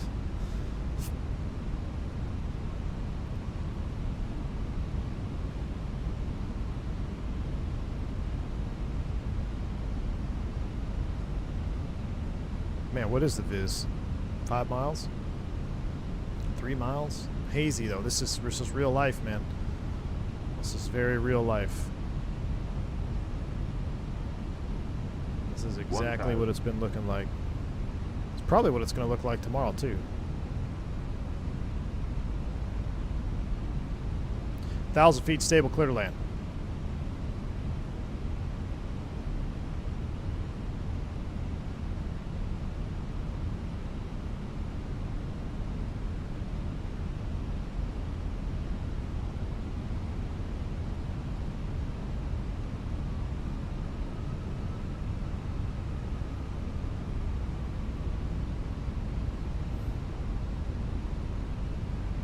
Maybe I do have a scenery installed. It does not look default. Godspeed on the frames, Chad. If the default is not installed, we might have issues here. This looks too realistic to be default here. Same cut in the trees. They need to trim the trees on the right side a little bit more, but that's pretty much exactly what it looks like. Just a little bit more tree trimming on the right. 200. Minimum. Landing. 200.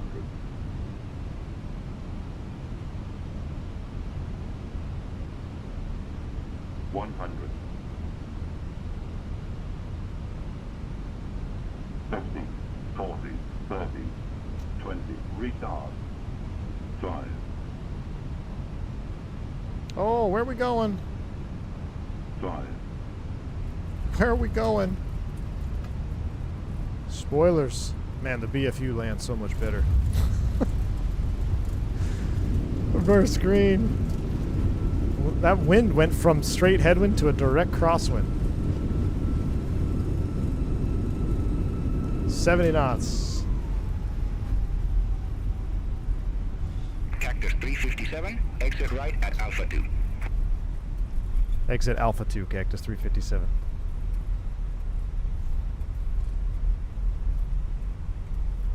Ooh, it says expect gate whiskey 10. Cactus 357, contact ground 121.0. Contact ground 121.0, Cactus 357. Alright, I'm going to turn on auto respawn and this, because we got to stop. Alright. Hold on, I'm going to do the ATC thing first, because I got to get this going, and then we'll go. Cancun ground, Cactus 357, clear of 12 left. Cactus 357, welcome to Cancun. Say parking or advise if need assignment. Cactus 357, parking gate, Whiskey 10. Cactus 357, gate Whiskey 10 taxi via Alpha, Echo 1. Alpha. Gate Whiskey 10 via Alpha, Echo 1, Cactus 357. That's why we don't brief taxi routes, right? So we're going to Echo 1 today. So right turn. After lands. Alright, so minus the landing being a little bit sus there with the classic Microsoft wins. We were definitely legal. We didn't smash. We were legal, didn't smash. We just got it like I had a perfect flare and then, you know, freaking Microsoft decided to mess it up a little bit, but we're good. Trust me, it's only going to get better, chat. That approach always makes me think you're going to hit the trees. Yeah, they need to trim those trees down a little bit more. But that's what it looks like, man. You come right in, right through the cut there. I might have to try the Mako sim again. Alright, after landing checklist is complete. Flaps up, that's up. Did you guys start a timer? We'll let it go for another minute. And then we'll kill number 2. We'll single engine in. We're going to gate Whiskey 10 via Echo 1. I like that it gave me a gate. It said to expect gate Whiskey 10, so I said that. I guess I could have asked for a gate too. But the thing with Cancun is there's like, you got to decode it. There we go. I need the FO to give me progressive taxi. Yeah, this is default. This is 100% default. But I was impressed with the tower looked correct when we were coming in. The tower looked correct. Alright. Contrail says macro scenery 24 compatible. It says compatible, and I've loaded it before, but I've had issues, man. Like, it just... things get all messed up. Is this supposed to be Echo 1? No, I don't think Echo 1 is modeled. Oh no, chat. Chat. Echo 1's not modeled on this scenery. Chat, we have a problem. I don't think Echo 1 is going to be modeled. Taxi line who? I know. Taxi's so much better with the BFU, dude. We're going to have to 4x4 through this. Click the pin icon. Click the pin icon in the BAT software. It shows what it sees for taxiways. Click the pin icon. Oh, wow. Dude, that is cool. How do I'm gonna have to show this. Hold on, let me when we get to the gate, chat, hang tight. If you this is cool. How do I maybe I can do it right now. Hold on. Let me know if we're about to go off the runway. Look at this. Here we go. Ah, wait, you can't see it. Now you can. No, you can't. Now you can. How do I make it bigger? I don't know if I can make it bigger for y'all. So like I clicked this little icon here. So this is what this is seeing for taxiways. So I guess you could verify with your scenery where to go. So this is where it's telling us to go. There's a WestJet over there. We used to park over here. Maybe this is... I know WestJet still parks over here. And then this is, you know, wind check, radio check, Alpha, Echo 1. So isn't that cool? So there's the thing. I'll hide that for now. But that's what I've been looking at. Maybe there is an Echo 1 down here. There might be. Hold on. Ah, there is. There is an Echo 1. We're good. We're good. BATC only sees your scenery data. Ah, so if you have a custom scenery, then it should see it, right, Tutco? That is pretty cool. This, man, BATC is winning points from me. And trust me, guys, I am the last person that I thought would ever say I either like or want or am interested in an AI ATC software program. I am the last person on the planet to think I would hear that from.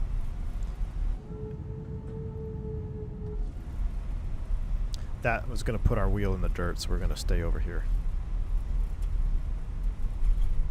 It's not AI, but it's semantics. That's semantics. Well, it's... Okay, yeah, you're right. It's not AI. Okay, whatever the hell it is, Tutco. Semantics. Where's Whiskey 1, though? I don't know. We're just going to park there. Is it going to yell at us? We got freaking lights that aren't here in real life, so we're just going to go through the lights because I want to see the landing. And it's 3 o'clock. I got to guess. So there's a flare over here? We're in the land of Gustavo. Well, we never started the APU. It's all right. We'll just do replay with the engines on. Screw it. We don't need to shut down. So I approve. Earl Lincoln, I tell you what, on my... I've had 2 departures and 1 full flight with BATC, and I approve. For now.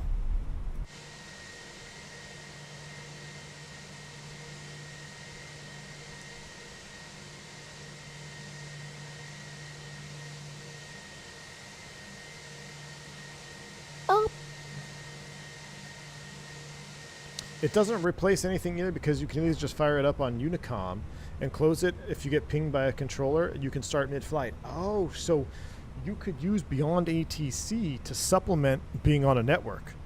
That's another great hole to fill. Absolutely right. Absolutely right. Okay. All right, let's watch the replay, and then let's get out of here. So first off, let me see what our landing rate was. Let's pull up our landing rate scenario here. We'll end the flight.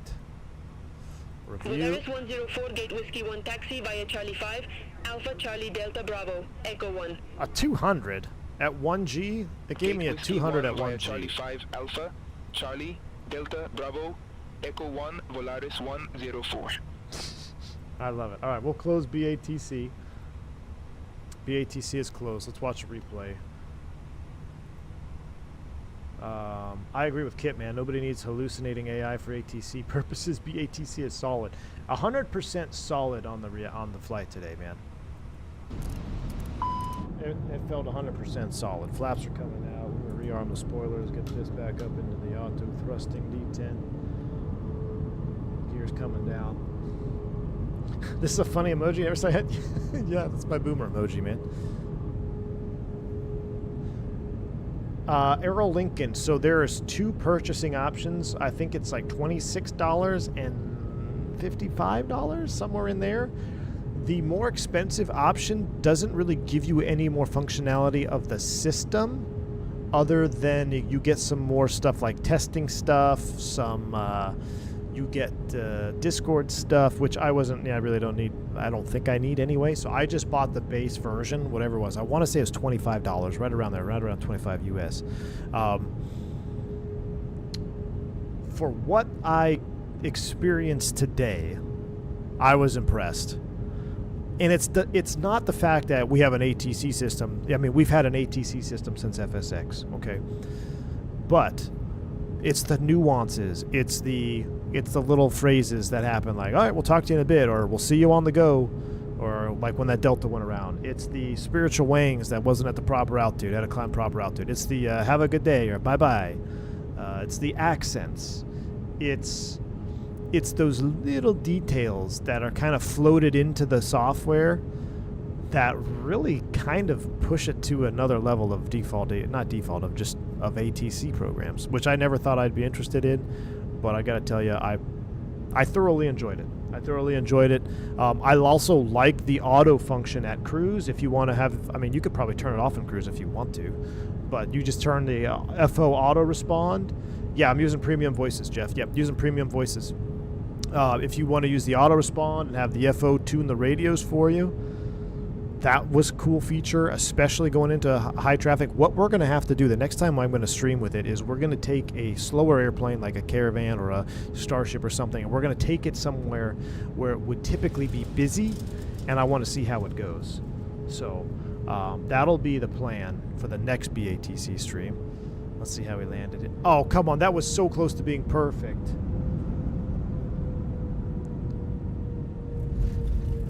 What? A 200?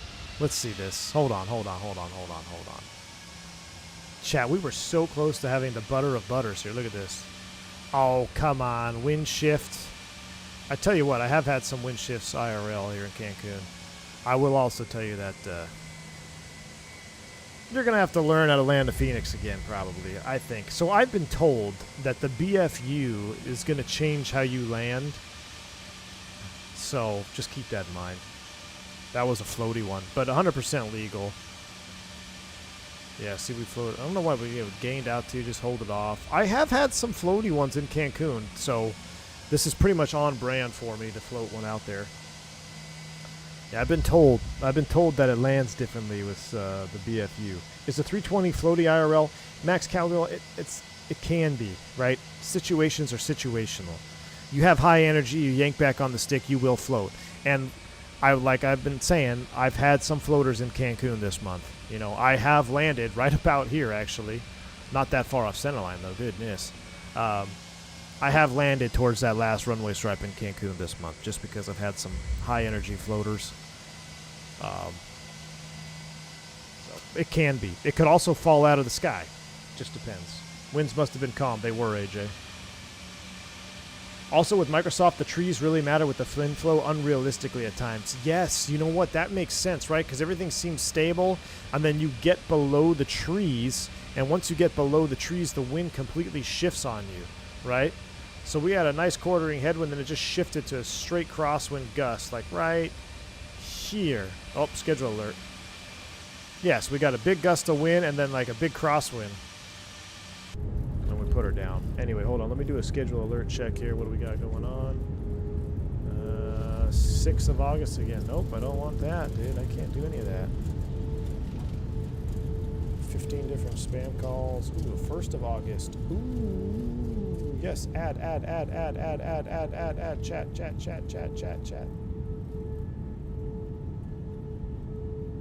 A Raleigh-Durham turn on the 1st of August. Please. Probably not going to get it, but we tried. All right. That's all she wrote for me, y'all. I'm going to sign it off there. I've got the father-in-law coming in town. He's actually probably on approach right now into DFW. So I'll give you one full replay. BATC, I don't know if they'll ever see this video, but if they ever do, if you want to link it to them, tell them I congratulate them. I'm impressed, and I look forward to doing more BATC flights. I actually do. So appreciate you all hanging out with me this afternoon. A little impromptu stream here on Schedule Mayhem Day. It's always a pleasure to hang out with the diehard supporters of the channel. So you guys have been awesome. Hope you enjoyed the flight. I'm going to do this exact flight tomorrow. Landing challenge. Anybody want to challenge me tomorrow? Let's throw it up. We'll do, what is our pod at? 20 bucks? $20 gift card. If anybody can land softer than I land tomorrow in Cancun IRL. The catch is you got to depart the same exact time that I'm departing, which is going to be in the morning time. I think I have at 10 a.m. Let me double check. Yeah, around 10 a.m. I think is when I'm leaving. So, landing challenge, Cancun tomorrow. I'll catch you all next week, though. I won't be on Sunday. It might be on Monday. So, until then, stay safe, stay healthy. I'm V1. Catch you on the next one.